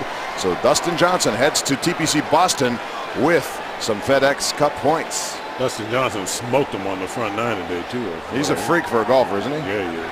All right, 1st and 10 for the Steelers now. 2-minute offense. Ben Roethlisberger with 5 wides now. Under center, or in the shotgun, I should say, and he's trying to, ball comes loose, it's fumbled, and he's claiming that his arm went forward. I don't know about that. We'll have to check it out, but it looks like, well, they are calling an incomplete pass. He looked like he was trying to get out of the way there. His arm was definitely moving forward. Gilbert on the outside gets run around again. The young fella having his fist, but yeah, that's the tuck rule. right there. He was coming down with the ball, either trying to release it or trying to tuck it, and that's going to be an incomplete pass. Passing yards in this game so far, Atlanta with 184, the Steelers with 170, so we've seen 354 yards of passing offense in this game against two very good defenses. Yeah, keep your eye on Marcus Gilbert. He's at the top of your screen right up here. And these guys are laying their ears back coming after him. We want to see how the young fellow handles the serious pass rush. And it's John Abraham taking him on, too. Does a good job there, stepping up. And here's a tip ball almost into the hands of Mike Wallace, who could not come down. But Marcus Gilbert held his own on that particular play. Had not given up a sack in 33 snaps in the first two exhibition games, but he did tonight. Yeah, good protection here, however. And Ben Roethlisberger may be a little bit late with this. And on the other hand of that, now you want to have your wide receiver come back to the football. That's just fundamental football. Wallace knows that. He had a chance to get back there. The ball was a bit high, but he had the opportunity to come back to his quarterback, thus not allowing the defensive back to step in front of him. Needs to make that play. That's a critical play right there. All right, third down now facing the Steelers here. Inside of 2 minutes, they lead by 4. Roethlisberger stepping up, looking long, fires down there, and again it's Antonio Brown who makes the reception, and he gives you a little Heinz Ward dancing with the stars action. 44 yards, Roethlisberger to Brown. If you don't love this kid and think that he is not going to be a superstar in this league, then you don't know football. Because this guy, all he does is catch the football and provide excitement. Ben Roethlisberger on the run. He's making the adjustment. The ball's wobbling in the air. Look at that adjustment on the ball with somebody right in his face. Look at the adjustment. Up in the air. Feet inbounds. And look out now. Watch out there, Doc. Boy, Brent Grimes looked to be in position to make an interception there, but the ball was just over his fingertips. And now we have 400 yards passing in this game. It has been a passing attack on both sides. Antonio Brown has been your star here tonight, bar none, as the Steelers have opened up an 11-point lead, but Atlanta has time with 1:41 left, Edmund, to do some damage here as well. Well, you see Bruce Arians, congratulating his star right there. My guess would be sit him down now. Look at Ben Roethlisberger, just a little great blocking up front. He just moves out, buys himself a little time, and Antonio never stops running towards the open spot, just kept going, and with his speed, it's hard to keep up with him. Well, that's just an absolute huge game for Antonio Brown. Look at that, Bob. 4 receptions, 137 yards, and 2 touchdowns. Sit down, young fella. You've done what you need to do tonight. Is that young money, new money, fresh money? Young money, new money. It's all money. They're going to have to find some money to pay him because he's going to be around for a while in the league making it, let me tell you. I want to remind you, if you've enjoyed this game, you want to watch it again, you can do it tomorrow. Steeler fans, enjoy this rebroadcast, 6:30 on Pittsburgh CW, every second of every play. Check it out. 6:30 tomorrow on Pittsburgh CW, which is the home of the Subway Nightly Sports Call, 7 nights a week. Joey Rand will be taking your calls there tonight. Give him a shout. And we do that show every night, so make sure you do it. Eric Weems is back now, deep in the end zone. Swayze Waters kicking off for the Steelers. That's a deep kick. That's what you want. He has no chance out of the end zone. And I'll tell you what, if Swayze could do that all season long, Edmund, that's a huge advantage for the Steelers because that defense, you start at the 20 against the Steeler defense. That's a long way to go. If you start at the 40, it's a whole different game. Right. And the Steelers defense looks like they're going to need all the help that they can get if they don't get some corners in there that can stay healthy and play for several games in a row. Otherwise, they're going to get stuck with having to spend a lot of playing time on some young guys out there. And believe me, a good NFL quarterback is going to really pick on them. Well, right now it's Donovan Warren in at one side, Preston Butler the other after Keenan Lewis was injured. Also, Bryant McFadden could not start here tonight because of that lingering hamstring problem, and that goes in and out of the hands. It looked like it hit Roddy White right in the face mask. A rare drop for him, and he's laughing about it, and so is Ryan Clark. Yeah, that was right in his right in the bread basket. Just couldn't wrap his hands around it, and the All-Pro knows that he should have had that one. He won't drop many of those. You'll be able to count those on one hand at the end of the season that he just drops. Mike Mularkey is the Atlanta offensive coordinator. They also have Bob Bredkowski on that. I know he's going to have fun with these guys.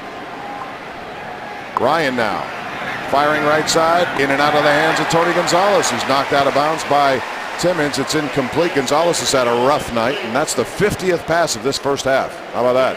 Wow, combined.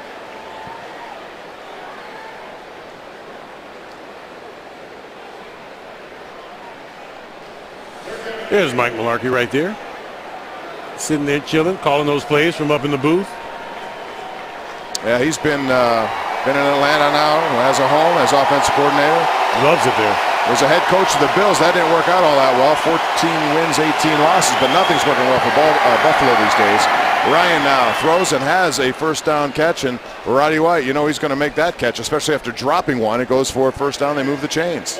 Boy, Ryan really put the juice on that one. He heaved that ball over there. Roddy White securing it, making sure he has a first down. Minute 13 left.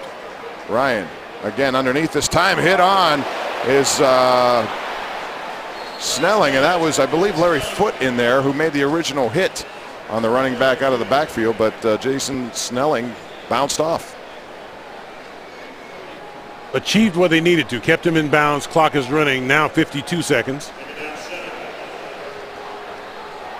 Ryan stepping up, pressure, throws incomplete over the head of Julio Jones. And Julio Jones was open, had made the move on Donovan Warren to the outside, was waiting for the football, but it was way too high. Matt Ryan, look at those numbers on him, 19 of 37, 199 yards. That's a game for a lot of quarterbacks. Well, that's what coaches want. One half, you're going to. Yeah, that is your last game. Two, there you go. Go sit down somewhere. All right, they bring in 4 wides now on third down and long against the Steeler defense, which is trying to get off the field.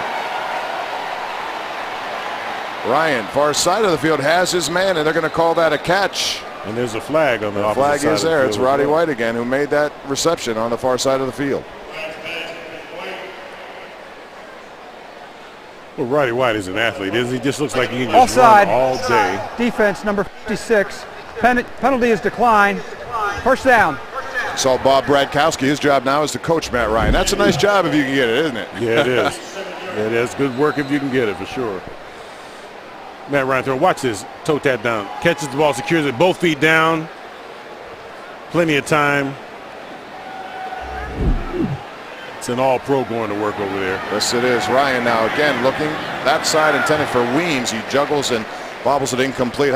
You know, one thing I didn't know about Roddy White, he won 2 state wrestling championships in high school, Edmund, which is unusual for a guy who's gifted as speedy as he is. Well, I mean, if you look at his body type, he's built like a spider. You know, very long arms, long legs. You know, just a guy that can get out there. And those good wrestling types are that way. Just wrap you up, pull you to the ground, tie you up. And he does the same thing with the football. If it's thrown anywhere near him, he usually snags it and does what it has to do with it, with great speed. There comes Foote on a blitz. Tries to get to him. Ryan escapes. The ball also pops out. He picks it up in stride. And look at that. He's going to get a first down out of that play. Matt Ryan pursued, dropped the ball, bounced right to him, and he keeps the drive going. We got a timeout. That's kind of lucky there. Wow. Let's see what happens here. If he's running with the football, he feels the pressure, he's going. Timeout. He just has it out there, Atlanta. dangling, Bob, and just comes loose. Timeout. He is just absolutely lucky there, and he gets away with advancing the football after it hits the ground. The ball can bounce a million ways. We've seen it. Yes, that one bounced right up to him.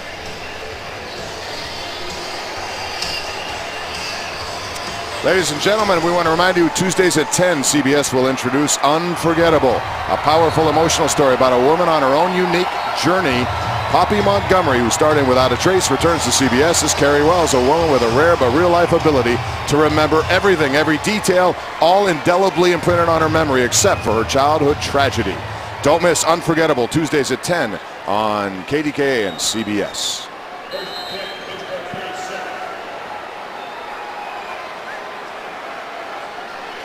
Ryan with the scramble, the fumble, the recovery, and the first down as they keep the drive alive.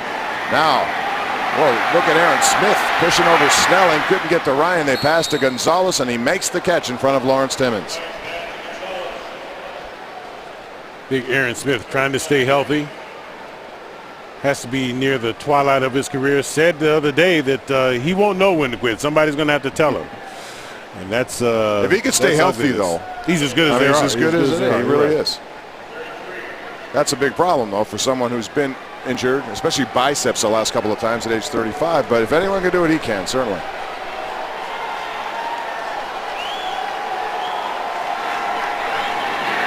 Ryan passing left side. It goes to Julio Jones, wrapped up nicely by Donovan Warren, who again gave some ground but did not give up a big play there.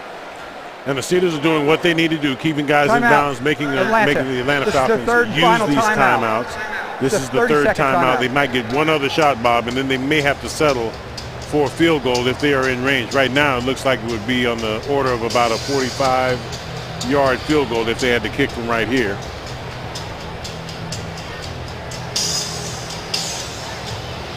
All right, coming up at halftime, we're going to tell you more about the Rib Festival. And I say that because I believe, Edmund, you have some ribs in this broadcast booth. Once again, somehow you have the power to get these guys to bring up all these ribs. You know, I was smelling something. I might have to take a break here, Bob. No, let you won't. kind of handle the halftime show, because I need to get myself prepared for what I need to do. Now, my mother-in-law's in town, so when we start talking about slap your mama good, I do have a mama available. I don't know if my wife would let me get that close to her. Hi, Mom. It's always a great event over Labor Day. We'll tell you more about it at halftime. Third down now for the Falcons. Ryan rolling left, firing, and incomplete. Good coverage by William Gay on Eric Weems. And it'll have to result now in a field goal for the Falcons, and a pretty long one at that. Yeah, this is going to be a hefty try. It looks like it's going to set up right about the 35-yard line, which would make it a nice 45-yard field goal. 46 now. Brian has one from 23 and one from 30 tonight.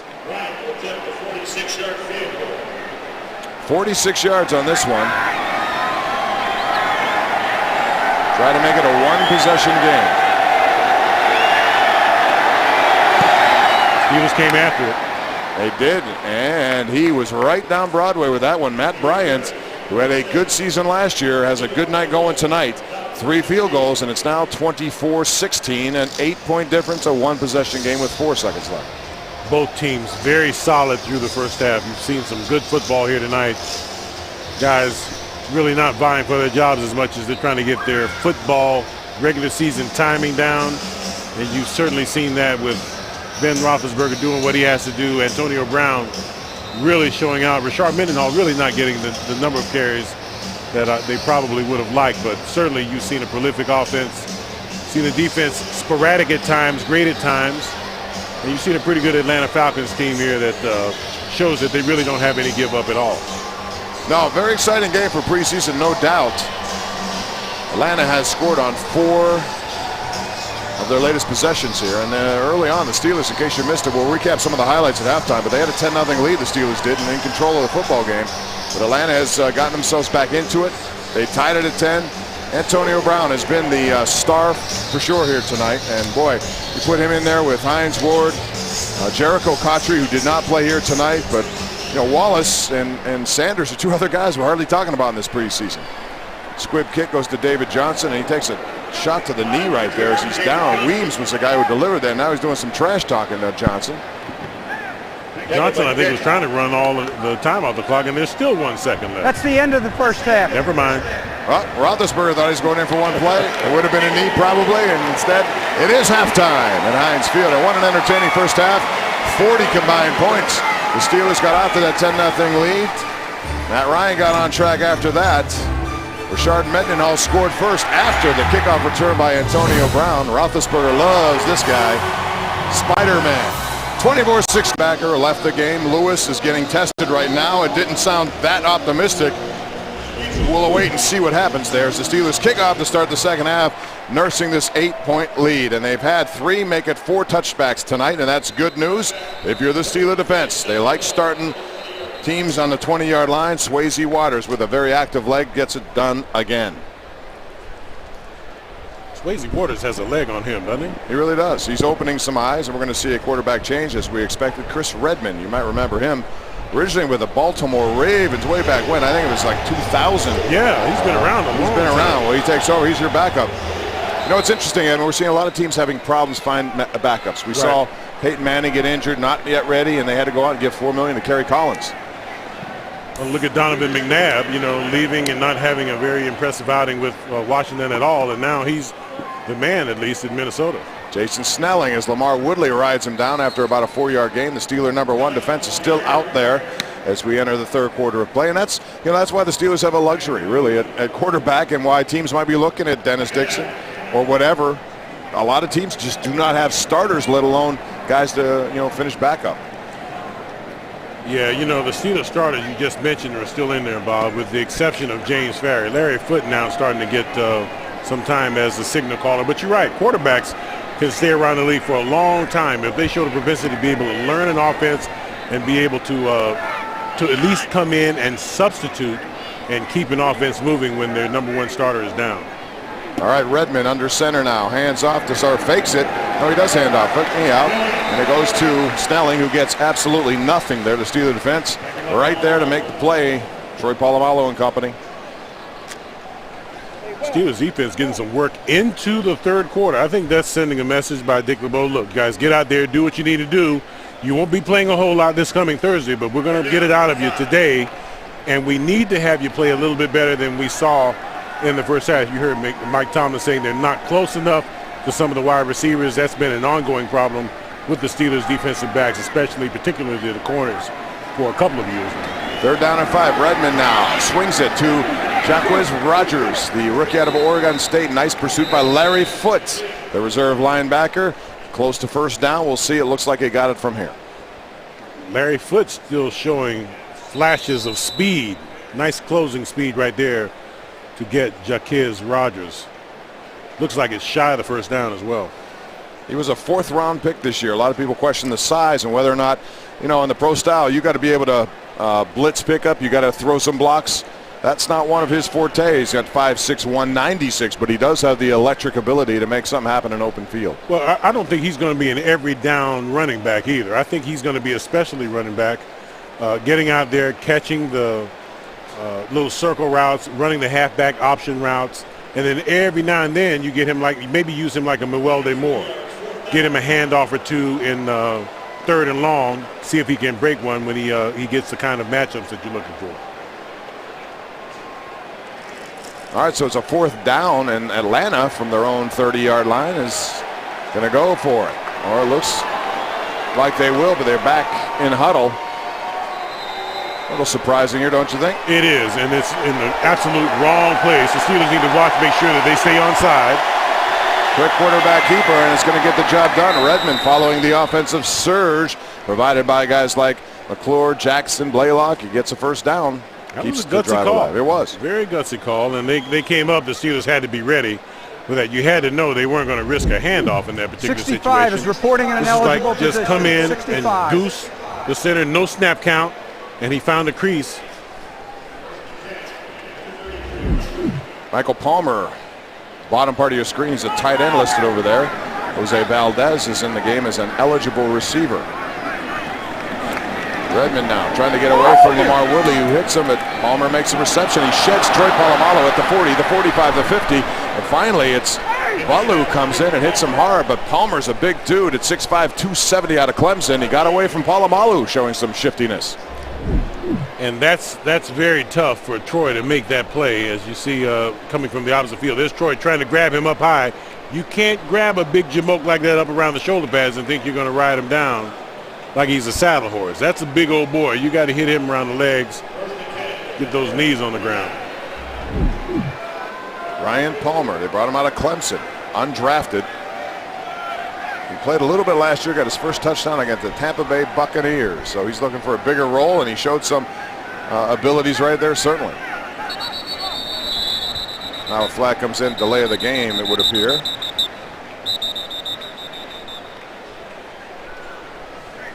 Atlanta called timeout prior to the clock expiring. Timeout Atlanta. This is their first charge timeout. Well, Mike Smith sensing an opportunity to avoid a 5-yard setback with back at Heinz Field. Hey, Tuesday evenings at 9 following the popular 90210. CW will introduce Ringer, starring Sarah Michelle Gellar, who plays a dual role as twin sisters. You don't want to miss Ringer. Tuesday nights at 9, only on Pittsburgh's CW.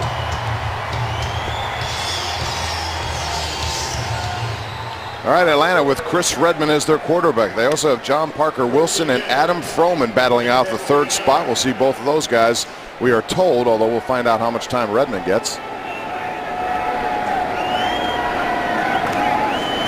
This is Jason Snelling trying to cut inside. Gets 3 or 4 yards there when it looked like it was all clogged up before Lawrence Timmons knocked him down. Snelling out of Virginia, 7th round pick in 07. Lawrence Timmons coming in with a nice shot. Good. Troy Polamalu securing the outside, gets held a little bit. Timmons comes in there and wraps up. The closing speed on display there. Second down and 6 now for the Falcons, who trailed by 8 points here third quarter. Very entertaining first half. A lot of passing yards by Roethlisberger and Ryan. This is Jacquizz Rodgers, and Casey Hampton swallows him up. That's apropos, isn't it? Swallows him up, huh? Okay. Ziggy Hood getting a little bit of that. Look at big Hamp right there. Looks like he has something on his... A little tingly on his... Tingling. Right arm there. 11th season for Casey Hampton. A lot of people didn't think he'd be able to get 11, but he is, and he coming off a pretty good season last year. That run defense was putting up numbers that were similar almost to the 2000 Baltimore Ravens. In fact, they almost set that record just a couple of yards off at the end. Here's Redmond under pressure now. Late blitz under the middle, and it's intended for Douglas, knocked away by William Gay. And it falls to the ground. It'll be 4th down. William Gay playing the spot that he loves, the nickel back. Coming in, being able to play across the middle. A little tough crossing routes, and watch the pressure coming up front. Harrison right up in the middle. Larry Foote coming in, getting a little piece.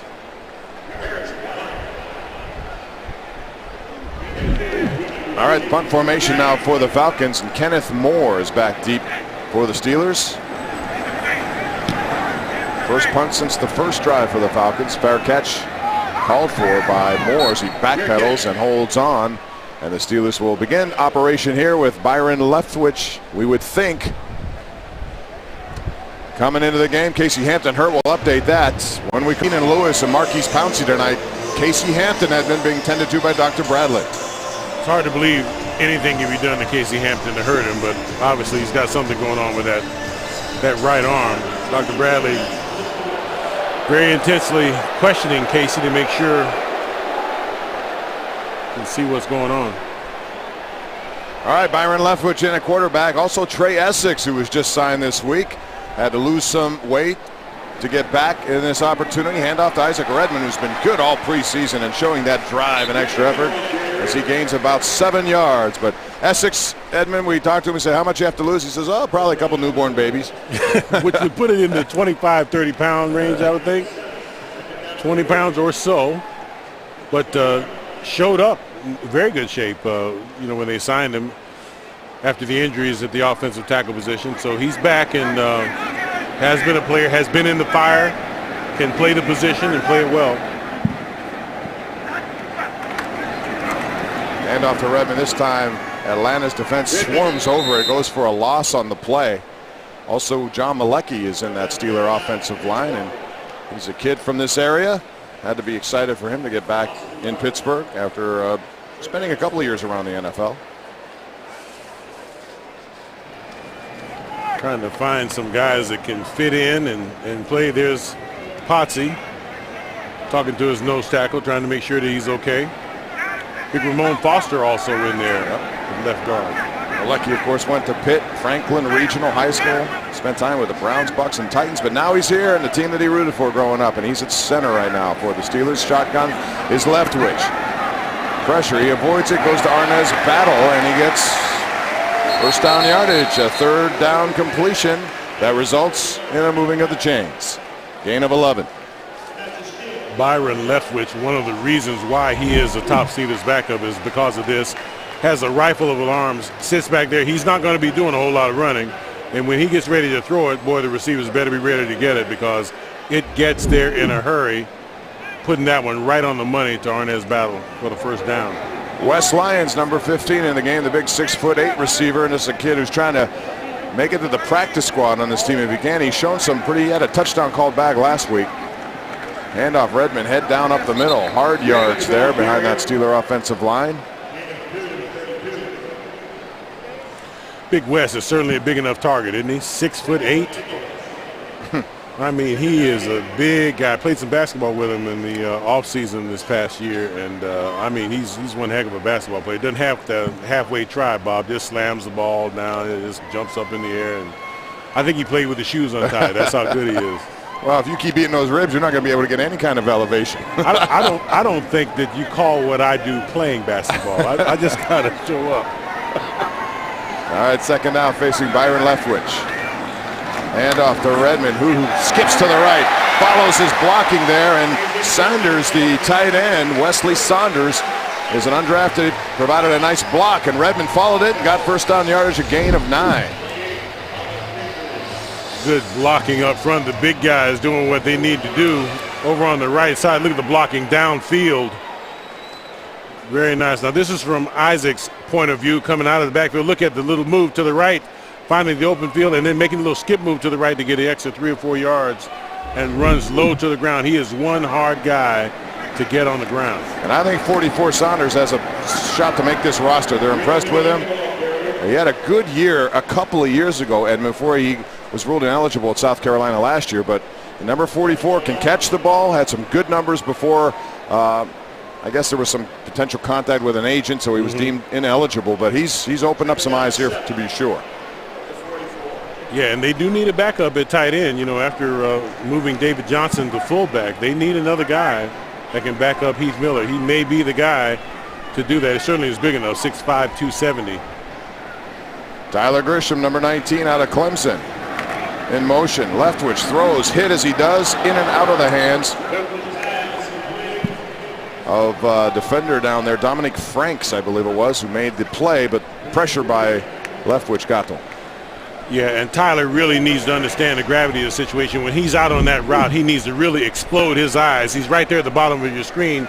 Leftwich has to get rid of the ball when Grisham comes out of his break. He really needs to explode his eyes back and pick up the ball as quickly as he can to try to help his quarterback out in that particular situation. All right, so third down now facing Leftwich here. Play clock getting down. Shotgun formation, stepping up, looking to run. He tucks it away, and he is going to be just short of first down yardage as he's tackled there by Curtis Lofton. And he looks like he got shaken up. Yes, he does. He looks like he did get. He showed some quickness there too. He got out of there, and that's his left arm. And Bob, there's something wrong. It's dangling there. Remember last year, he was supposed to be the starter. Last preseason game, he gets banged up, and this is not good. Yeah, it's something's wrong. It's just kind of dangling there. Something happened there when he fell down. Wow. And he is in some pain. How plans can change if things become kind of muddied with injury, and he is in extreme pain. Oh my. Yeah, here's a look, and if you're squeamish, you may need to turn away, but there he is. He's showing some quickness now. He's in some good shape this year, and he just fell right on top of it.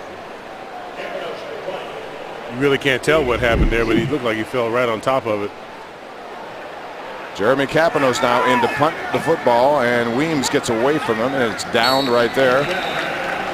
As the Steelers have the ball inside there, or the Falcons have the ball inside the 20th, 35-yard punt by Capanos. We began this broadcast talking about who would be the third quarterback and who might be gone. Well, both these guys might still be on the roster because of potential injury to Byron Leftwich. Edmund did not look good when he went down, and he left with a lot of pain. What's the latest now? Well, we're going to watch it here, Bobby. I mean, he fell very hard on his left arm, as you'll see it here. But, you don't want to try to play a doctor on TV, but he fell awfully hard on it, and it was just dangling. Could be an injury to his upper arm, but we're going to wait, because it looks like he went straight to get x-rays, and we'll probably have a diagnosis here in a little while. Yeah, we'll have information down there. Jeff checking it out. But it's been a very tough night when you look at these injuries. Marquise Pouncey early in this game with an ankle. Byron Leftwich with the arm. Remember, he, as I said, Was supposed to be the backup last year, the starter, and then he got injured final preseason game. Chris Carter with the hamstring. You got Lewis with the knee. They had to get potential x-rays on him. Hampton with an elbow. Don't know the extent of that, but he didn't look very comfortable there. So it's been good news is Casey's up and walking around with some ice on that arm that he injured. So looks like the big fella's going to be okay. Don't know if we can say that about Byron Leftwich. All right, here's Rogers now trying to get first down yardage and dragging Curtis Brown, the rookie, on his tail there. And that was a nice game by the pick out of Oregon State, a gain of 8 before Curtis Brown wrapped him up.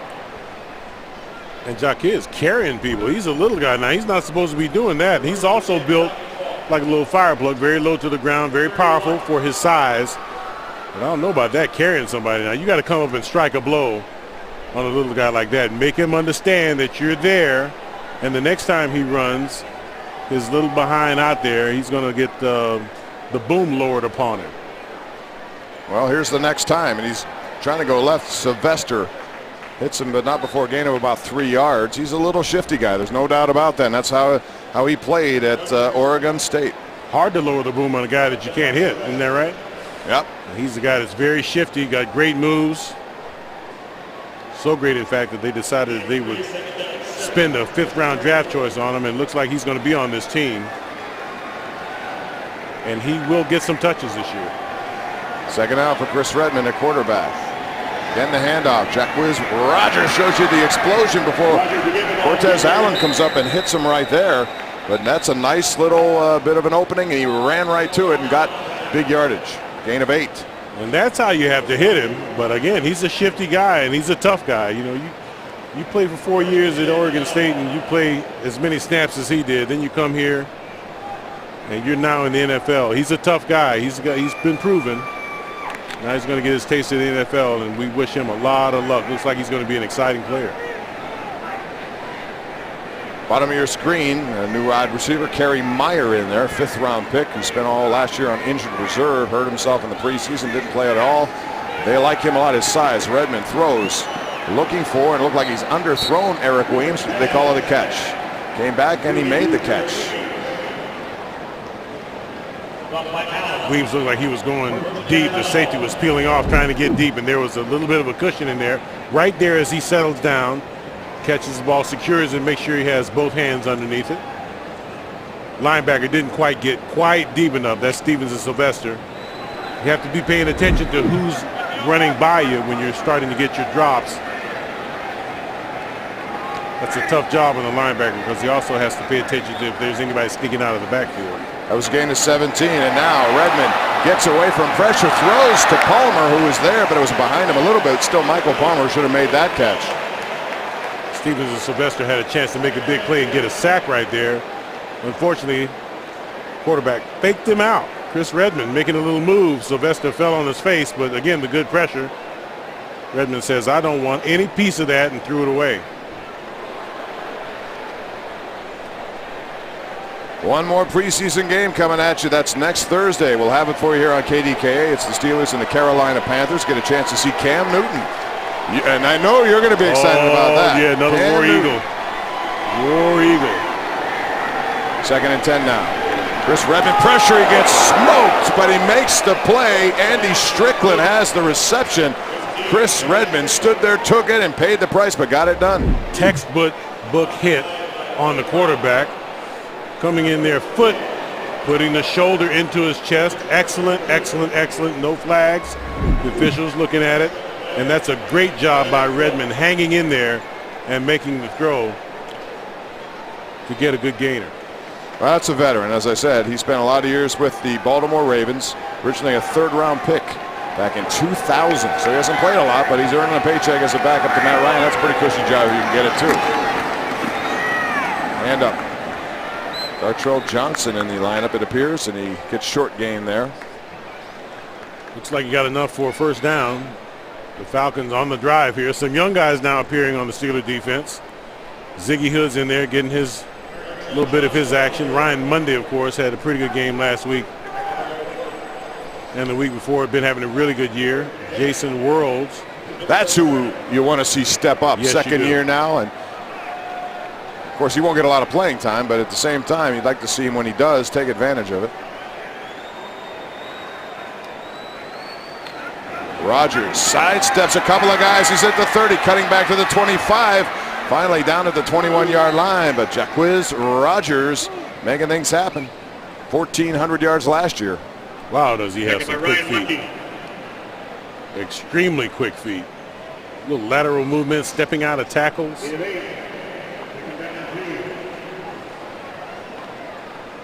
And we're coming to the end of the third quarter. Score remains the same. At halftime, it was 24-16. Still 24-16. The only headline of this quarter was the injury to Byron Leftwich. We'll try to get more information. Did not look good, and it will impact the roster. Visit your neighborhood Ford store today to test drive a new Ford car, truck, or SUV. We're back, 24-16, start of the fourth quarter. And we will talk more about Byron Leftwich's injury. If you missed it, it happened third quarter. We'll go down to Jeff Rosella here momentarily. It's a 2nd and 2 situation now facing the Falcons, who are moving down the field, powered by the running of Jacquizz Rogers. This time Redmond throws it out. It's intercepted by Preston Butler. Butler now on the sidelines. Butler on his way to the end zone. Butler's going to take it all the way. The Butler did it, 95 yards. That's what you want to see from your young cornerbacks. Step in there, play consistent, make a big play. If you get your hands on one, take it to the house.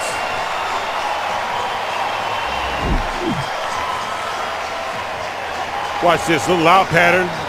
Butler's that looked like it may have been overthrown. Oh, the receiver slipped and Preston Butler steps in, and then he is off to the races. And look at the speed.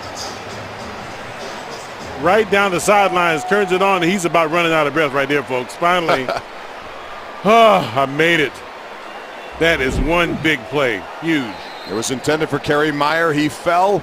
The opportunity for Butler to get the position, he did, and then he did the rest, and that's why they like him a lot in that secondary, although he was a 5th-round pick last year. That's tough for anybody to come into this defense and learn it quickly, but you can tell he's far more comfortable this year than last, and they may need him given the injuries there at secondary. Only problem. Welcome back, everyone. Bob Pompiani, Edmund Nelson up here in the booth. 31-16. Preston Butler, 95-yard interception return. Edmund, this is nice. Receiver falls down, and he gets out there showing the good hands, goes to the corner, grabs it, and then takes it to the house. All his buddies are out there. Everybody's trying to get a little piece of somebody, and he just goes right down the sidelines. Bob, that's just a great play, and that has to be a big confidence boost for Butler. All right, the kick's going to go on a line drive to Jacquizz Rogers, who decides to take a knee, even though his first thought was to take it out. You like big plays? This is your place to be tonight. In case you missed it early, 2 big plays to Antonio Brown of 77 yards and 44 yards, 2 strikes from Ben Roethlisberger. We're going to take a break, and we'll be back with more. Back 31-16. Let's get an update on all those injuries. Jeff Rosella on the sidelines. All right, thanks very much, Bob. A couple of injury updates. Casey Hampton injured his right elbow, the severity of which is not known at this point. And of course, Byron Leftwich, immediately after he went down, he came up, he was audibly in pain and discomfort coming off the field. The Steelers medical staff took him immediately to the tunnel, and he immediately went to the ambulance and off to the hospital. No official word from the team on Byron Leftwich's left arm at this point, what the injury is, but he is gone from the stadium off to the hospital. Bob? Well, that's not good news. Thanks, Jeff, and it certainly will impact what goes on here with both Batch and Dixon now. Both, if this is anything extended, would make the roster, as you know, and you wonder who the backup would be. But Leftwich, he had a really nice camp going here, and boy, that's 2 years in a row that he's had problems. Really just awful. You hate to see that kind of thing happen. You know he was ready to assume the backup position. He certainly has the arm to make all the throws that Bruce Arians requires in his offense. That's why he was number 2, and looks like they're going to have to play another year without him. And of course, now you're going to have the same trio that were the backups last year, and that's not bad. You got Charlie Batch, who's a proven veteran. You have a very exciting Dennis Dixon, so all is not lost. But for Byron Leftwich, unfortunately, maybe the season might be. All right, under pressure now from Baraka Adams, and it looks like another interception this time. It is Will Allen. Allen at the 15-10 in the end zone, but they say incomplete. But Will Allen and his safety position was there. Pressure by Baraka Atkins came in. That was a pass that was headed for nowhere. I mean, I don't know where he was throwing that ball. It just was kind of coming out here to the flat. And, you know what? He may have gotten our first case of alligator arms. There's no question that he was wincing before he was getting hit, and the arms all of a sudden got short, and the ball just went wherever it wanted to go. All right, we got a flag down as Bosher gets a kick away. Look at that kick. That's a boomer, and that's why they got him here. Kenneth Moore at the 20 to the 30. And that's where the Steelers will get it pending the outcome of this flag. We should tell you, though, it's not normal protocol to take a guy right to the ambulance, though. That's why that's, not a good situation. You know, and I thought he was headed over there to get illegal X-ray. formation, defense number 47, lining up directly over the center. That's a 5-yard penalty. First down. And Mike Tomlin is absolutely disgusted with that penalty. Absolutely disgusted. See, right here, can't do that. Not anymore. That's one of the rules, one of the new rules. Cannot line up directly over the center. He did. The flag was thrown, and it keeps the drive alive because it was 4th and about 3. And that's one of those unnecessary penalties that just drives head coaches nuts. And you can see Coach Tomlin walking around in circles, looking all up in the air. Someone will pay for that mistake. In the corporate world, Bob, we say that that's a learning opportunity. That's a teaching opportunity. Oh, I'm sure he'll teach, too. Oh, he's going to be good taught. at that. Redmond now looking out. He has a man deep, and it's incomplete. It's Curtis Brown there in coverage on Andy Strickland. Strickland had a step originally there, but Brown closed the gap a bit at the end of that play. And that's look what Tomlin's saying. Look at the sheet here. This is from upstairs. How can you call a penalty? Well, they have quick access to this stuff, don't they? Yeah, they do. It's immediate. And, you see the official throwing his hands up in the air like, well, what do you want me to do? But I made the call. Coach Al Everest undoubtedly brought that picture. There's Coach Al right there. The special teams coach for the Pittsburgh Steelers. He's trying to show him, hey, was the guy lined up over the center or what? And I talked to Al at practice earlier this week, and that was one of the rules that he expressed some concern about. 2nd and 10 for Redmond now. Over the middle, throws it over and through his intended receiver. And a nice hit there by the Steelers in that secondary. And paying the price was Kerry Meyer, the guy who fell. Ryan Mundy's had a really good camp again, solidifying his spot on the roster. That's one of those tackles, Bob, that that don't go for the head. We're not going for a head shot. Turn the shoulder, try to get him with a shoulder blow. Nice, clean blow. The officials didn't even think about throwing a flag, and that receiver was definitely jarred. So, again, we're going to have some collisions over the middle. As long as they're clean like that, you won't see any yellow flags on the field. 3rd and 10 for Redmond now. Steelers trying to get to him. He fires. This one is behind his intended receiver with coverage right again from Butler. That was Brandon Harvey who was supposed to be the receiver on that one, but the throw was behind him. So now they could punt it away, and we'll see if the Steelers go back to work on offense and who will be the quarterback when they do take the field. Well, there was a teaching opportunity here, so we'll see if anybody lines up over the center on this time. And now you see someone does, but they're about 4 yards off the ball. Bosher had a big kick the last time. He's got a really good leg, and this one is going to be fair caught by Kenneth Moore at the 21-yard line, and that's when the Steelers go to work. We're back. Bob Pompiani, Edmund Nelson, Jeff Frisella with you here on KDK. I want to remind you about the 34th annual Richard S. Caligiuri City of Pittsburgh Great Race. It'll be held on Sunday, September the 25th. Sign up today for 10K race or the 5K race and walk. Log on to rungreatrace.com and enter right now. Get more information. Entries are going to be capped at 14,500 runners, so enter today to ensure your spot. One of the great races in the country, the Great Race. Be part of it. Dennis Dixon is now part of the Steeler offense as he comes in behind Byron Leftwich, who left this game in an ambulance to the hospital. Does not look good. And no further word on that one, but just that picture and that backdrop indicates that it looks like Leftwich could be done for quite a bit of time. It certainly could, and Dennis Dixon goes from trying to showcase his talents for maybe some movement in the NFL to you need to get some work because you might have to play. So, and then Jonathan Dwyer, another guy that needs to showcase some talent. on that first rush there. Nice rush for 4.5 yards or so. Dixon now hands off again, and good pressure there on the blitz. Number 52, Coy Wire out of Stanford, was wired up on that play. Steelers have a very young offensive line in there. Number 61, Chris Scott is in there. Number 67, Kyle Jolly is at right tackle.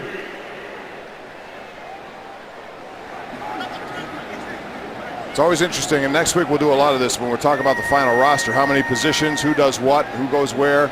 You would think 5 receivers. Arnaz Battle is a receiver, but he's mostly known for his work as a special teams guy. Dixon throws it away under pressure, but you know, they have with Cotchery in this lineup now. I think it's pretty obvious who your 5 receivers are, and Battle has to be part of what goes on in the special teams. Yeah, he certainly is. I mean, he's a great special teams player. He has shown that he can catch the football, and that gives him a dual role, which, as Chuck Noll used to say, the more you can do, and he certainly can do a whole lot. So you can foresee Arnaz Battle making this team. Cotchery, with his great play, you know, he does have the hamstring injury, but you expect him to be around. He's a tough receiver and can play on just about any team in the NFL. Dominic Franks takes it straight up the middle now, cuts to the left. Dominic Franks trying to get big yardage here. There's a flag down on the far side of the field before Dominic Franks is finally down there, but the kick by Kapanos went right to him. He's pretty electrifying himself. We'll see what the flag is. Boy, that was explosive, wasn't it? A couple of moves, and then he accelerated to top speed in no time. And everybody's moving back on the Falcons side of the field. Looks like it could be an infraction on them. During the return, holding on the return team, number 36, 10 yard from the spot of the foul. First down. Timeout. All right, we're going to take a break here as Mike Brown, even though he is 31-16, Steelers have the lead. And Thursdays at 9, CBS is going to introduce Person of Interest, a fast-paced adrenaline rush that asks the very provocative question, what if you knew something terrible was going to happen, but the only information you had was a Social Security number? Jim Caviezel, the star of Passion of the Christ, and Michael Emerson, 2-time Emmy winner.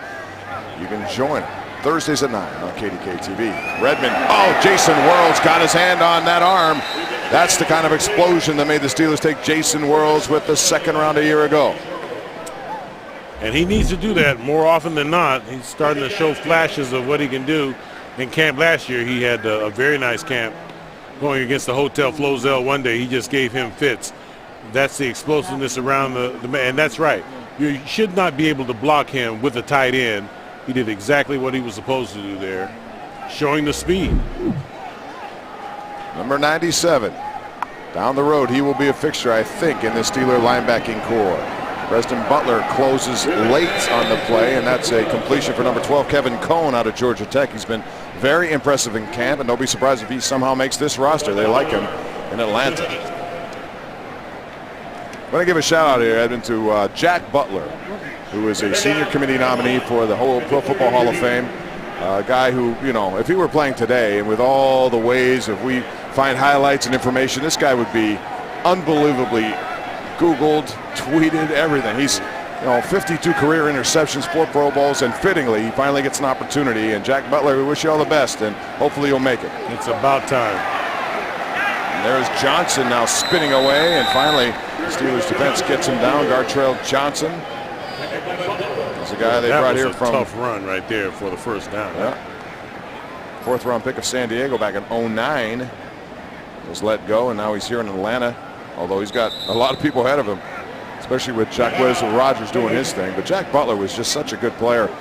Defensive end, he had to move to corner because there was an injury. How many defensive ends do you know go to corner and have a career 52 interceptions? None today.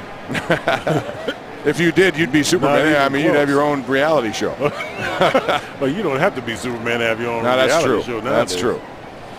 You don't have to be. You don't have to do anything. You just got to. No, I think I want a reality show. Okay, let's do it. A lot of programming your season here on KDK. We start every Sunday with the McDonald's Steelers kickoff. You want to join us for that? 11:30 to 12. Then it's the NFL Today on CBS with all the guys there, including Bill Cowher, who's back again. 5th year. I thought by now he'd be back into coaching, but he really likes the TV world. I know that. Coach Done a great is job. so happy and comfortable where he is. It's just hard to imagine that he would ever want to get out there and put himself under the pressure of being a head coach in the NFL. There's a hand up and a nice tackle quickly by Will Allen, number 26, who came in from his safety spot. Allen in his 8th season, doing a good job. But then we have following games. Edmund and I are on a lot with the the Verizon Wireless Extra Point. We got the #1 Cochran Sports Showdown Sunday nights at 11:35. A lot of good opinions and a lot of good topics.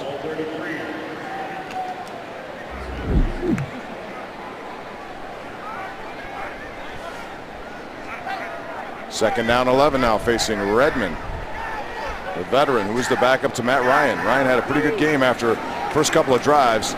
Pressure up the middle. Stevenson Sylvester provided it, and he got him flattened. Chris Redmond. Boy, the linebackers in this second group pretty good tonight. Very active has Stevenson Sylvester. Well, I tell you, you wonder how they do it. You know, Keith Butler, the linebackers coach for the Pittsburgh Steelers, has to be one of the happiest guys in America to have talent like this at the second level. These guys play special teams, and they're showing explosiveness like that. Stevenson Sylvester's been all over the field on special teams today, playing pretty good at middle linebacker, and Jason Worlds is really playing well as well. So, do we have a nickname for him? How about Sly? That's pretty obvious, but I mean that fits based on how he is. Redmond now again, pressure, and they flip it out. That's number 35, Antoine Smith, who gets first down yardage and more. Steelers sent the kitchen, everybody in the kitchen, and they got burned a little bit on that play by Antoine Smith. Yeah, taking advantage of the Steelers' aggressiveness there, and they throw the little screen. Did exactly what, that was a big gainer too. That was a third down, that was huge. Doug Beaumont, number 18, I believe, threw a great downfield block for them. Yeah, Morty Ivy trying to get up there, look at that. All kinds of blocking right in there. It's a big third down play. When you gamble like that, though, sometimes it happens. You surrender those little dump-offs, and Redmond's a veteran. He recognized it, got it out quickly.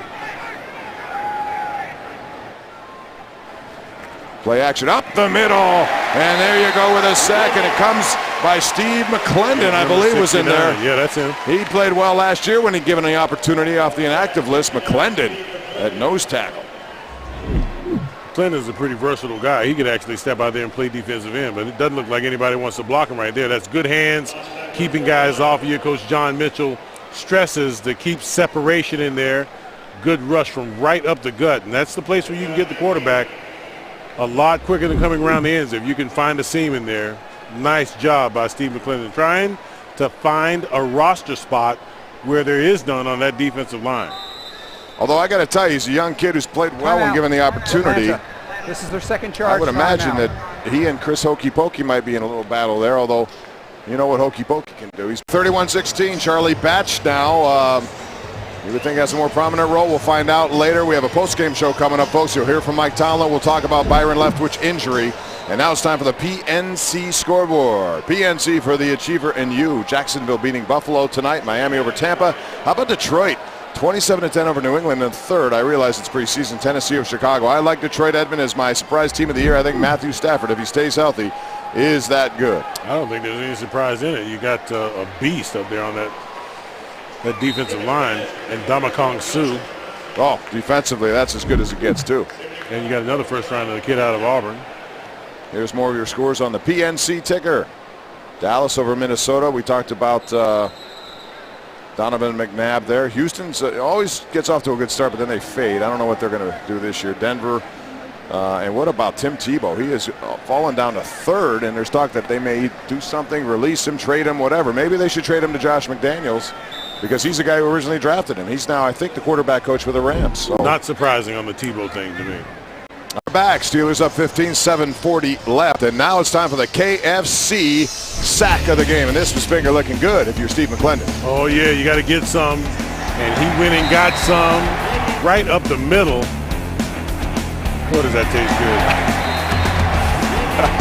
It's all about food up here tonight. Yeah, I'm afraid so. My that goodness. does taste so good. I got a KFC, the sack of the one-track mind. I'm sorry. All right, third down now for the Falcons. Redmond, here comes Worlds from the outside, a wobbly pass. It's underthrown, intended right there for Doug Beaumont, and it'll set up fourth down and long. And more pressure on Redmond.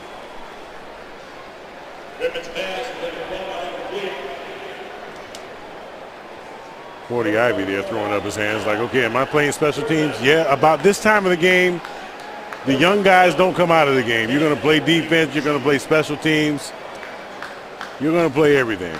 Kenneth Moore back deep for the Steelers. Last time he had a fair catch, the punt by Bosher. Another high hanger. He's going to call for a fair catch again. Comes up and makes it at about the 23-yard line. So Bosher's done a good job tonight, although his original kickoff did not go deep enough, and that's how this whole game started, with an Antonio Brown 51-yard return. Something rare. Another programming note for you, folks. Two Bro Girls is about two very different young women. One is a struggling waitress trying to make it. The other is a former trust fund baby just trying to get back on her feet. They both need money, but really, they both need each other. Two Bro Girls, Monday at 8:30 on CBS and KDKA. And looking forward to the premiere of 2.5 Men with Ashton Kutcher this year. That's one of my favorite shows, along with Billy Gardell's show. I always thought that would, but you know, Ashton Kutcher takes in a very interesting choice to replace Charlie Sheen. Yeah, I never quite understood that, what was going on there, but there was a lot going on, and the guy went out and warlocks and trolls. My goodness, there was just about all kinds of madness going on there. But I think Kutcher was a good choice. We'll find out, see how it goes. But looking forward to it. Highly anticipated. He's been well accepted, hasn't he? Yes, he has. Mike and Molly with Billy Gardell. Good show. He was in town last week throwing out the first pitch of the Pirate game. He's a funny guy. He is. Oh, and Jonathan Dwyer leapfrogs inside. Almost made a bigger gain out of that before he's brought down there by Raphael Bush. But Dwyer, second year. Watch this blocking at the point of attack. Dwyer gets in there, a little skip to the right, and then hits the hole. Boy, I love that. Gets north and south in a hurry. Has great explosiveness and quickness and more shiftiness than you think. Runs very low to the ground, gets his pads nice and low. Nice second down run for a first down for Dwyer. And off again. This time he reverses his field, trying to show some speed to the outside. Dwyer has a blocker, and it's Dennis Dixon down the sidelines. Dwyer at the 40, the 30, and he's out of bounds. But a nice play there as he reversed his field. And how about Double D leading the way down the field? That's why you like Dennis Dixon. He just kind of spins out and then finishes his fake. And, oh, he sees his guy, and then there he's down there blocking down the field. He doesn't have to do that. Quarterbacks aren't paid to block, are they? Well, in this case, yes. Gain of 28. That's just a good run. Good vision by Jonathan Dwyer, and showing some speed. That's very promising. Another Steeler running back that he can go to in a pinch. And off this time goes to John Clay from Wisconsin. Puts his head down, runs over people, 30, 29-yard line, and he's in competition with Dwyer. John Clay, Big Ten Offensive Player of the Year in 09. Woo. Boy, he lowered the boom. Did you see him hit that hole and just somebody got in his way? I'm afraid.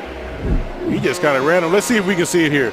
Watch the blocking. The guy's coming off the ball. Nice little hold in there. Wow, he finds somebody. That's a linebacker, folks. He just, oh my goodness. He doesn't want to see that on film. Who is that? John Malecki, also a nice block from his center position. Be nice to see if he somehow made his way onto a roster, even if it's you know, anything beyond that. Now there's some talking going on there. Malecki right in the middle of it. Yeah, they're just asking about each other's family, making sure everybody's all right. I'm sure his parents are very proud. Oh yeah, Franklin Regional.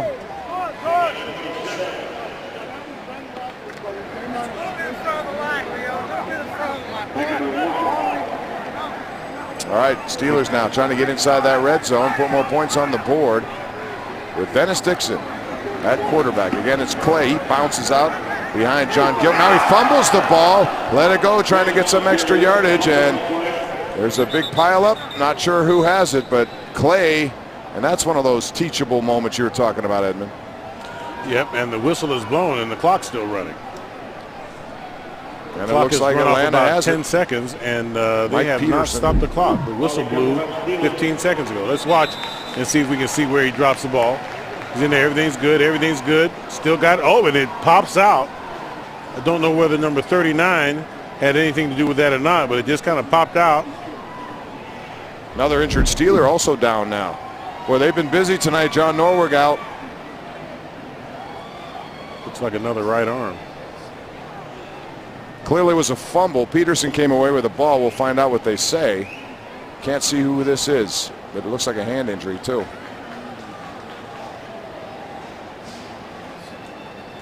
That could be Miguel Chavez. He was a defensive lineman just until last week, and they switched him over to tight end.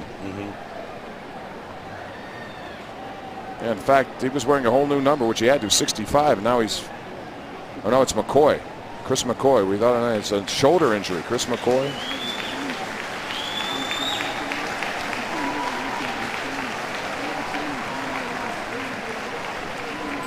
He is holding on to that right shoulder. There are a lot of different numbers here. It is Chavez, yes, it's Miguel Chavez, who changed from defensive line to linebacker. We were right originally. But at least he's walking off. Chances are he was not going to make this roster anyway. Steelers now. Second down and long. I guess they recovered the fumble, even though Peterson came away with it. Dixon rolling to his right. He's going to keep it at the 30, 25, 20. Out of bounds at about the 17-yard line. He gets a lot of that yardage back. Well, he really makes that look very easily. You know, he rolls out on the boot. He's looking to pass, and the moment that he saw daylight, he just tucked it down and said, I can get this 11, 12 yards pretty easy. That he did, first down. In case you missed it, a lot of big plays. This quarter was brought to you by McDonald's, by the way. We're loving it because it's getting closer to September the 11th and the start of the season with Pittsburgh at Baltimore. What a way to kick it off. This one goes to Dwyer, and boy, he's hitting behind the line of scrimmage there by Spencer Atkins. Came up from his linebacker spot and made a nice hit.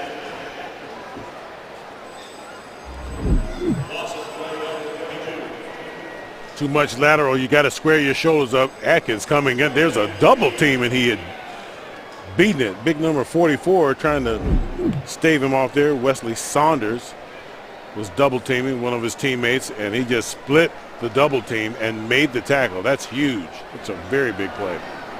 Second down for Dixon. Drops straight back. Fires. Has his man. That's Wes Lyons inside the 10 to about the 8-yard line. He's the big 6'8" receiver out of West Virginia University and a product of this area. That's exactly what you want to see Dennis Dixon do, to drop back, survey the field, and throw the ball on the rope like he can. Big West Lyons coming down with that ball. That's excellent. This is the 2-minute warning. All right, we've reached the 2-minute warning now with the Steelers up by 15 points. Well, uncensored. See what they're saying at Hyundai.com.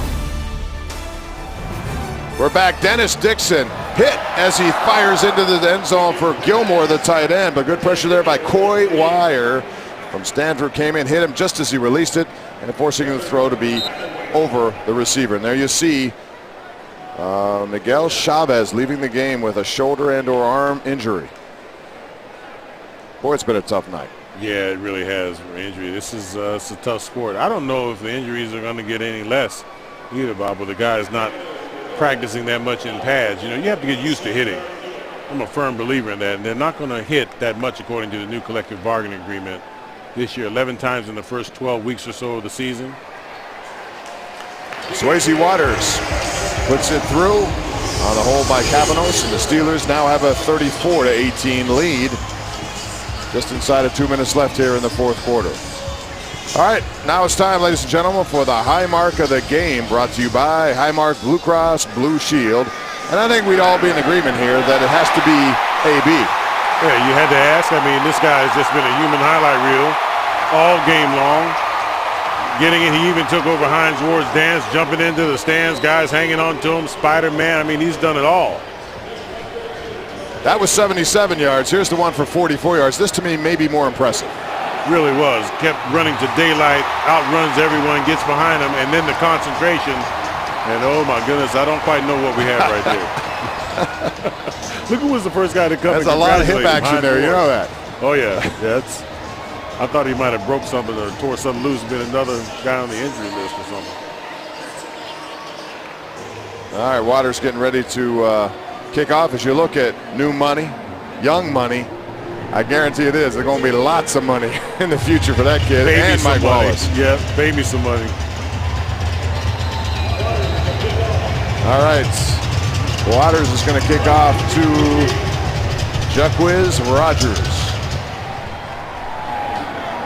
This one's going to be deep, and he will not attempt to bring it out of the end zone. Once again, folks, for the past 58 years, KDK-TV and Children's Hospital of Pittsburgh partnered with that free care fund to provide care to children of the region who don't have it. And if you've ever had kids who need help and the kids who can't afford help, this is your place to do. Text PIT KIDS to 85944. $5 immediately with that text will go to the free care fund. We celebrate with a big telethon at the end of the year, and we'll show you some of the great kids who have been in a situation to take advantage of that care. So please do it and help the free care fund.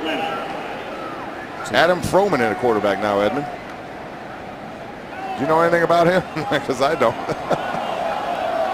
I'm afraid I don't fumble. That Steelers are signaling that was a fumble.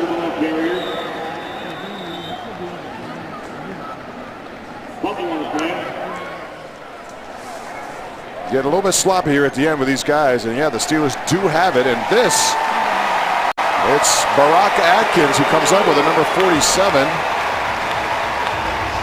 Linebackers tonight, first and second team, have been pretty active for the Steelers, so that's a good thing. Adam Froman, by the way, spent time at Santa Rosa Junior College, in case you were wondering. Were you wondering? I was, yeah, actually. Inquiring minds I was want to know. Out of Louisville, yeah, I was kind of wondering where he spent some time. Saw number big 67, Anthony Gray. Anthony Gray bench press is about 500 and some odd pounds. More than Ziggy Hood, and Ziggy had the champion of the team. Yeah, this guy's a beast. Now the Steelers are going to take a knee, and rightfully so. The game's in hand, and you certainly don't want any more injuries at this juncture. Mike Tomlin. I don't think anybody's going to call any timeouts either. I think these guys are going to get off the field here. This has been a tough night injury-wise. Really has. It started early on with Marquise Pouncey, who left the game with the ankle. We hope to get an update from Tomlin. Then it was Keenan Lewis. He had to get further tests. Of course, the big one is Byron Leftwich, who really left this field in pain, right to an ambulance. It looked like, what would you guess? It has to be a shoulder or arm. It looked like it was broken. Yeah, really I don't know what. Like it was just hanging there, so it looked like something was dislocated or broken, and you hate to even throw something out like that out there, but he was really in some pain. And the medical staff got him off and whisked him away very quickly. So that means that Ben Roethlisberger is kind of going to have to do what he's been doing in the past, and that's be very durable, hang in there, and Ben sustained some hits that would put a lot of quarterbacks out of the question. game. I mean, in fact, one night where the guy ripped his helmet off. Well, yeah, and he didn't go down either. But I mean, you remember getting his nose smashed all up against his face.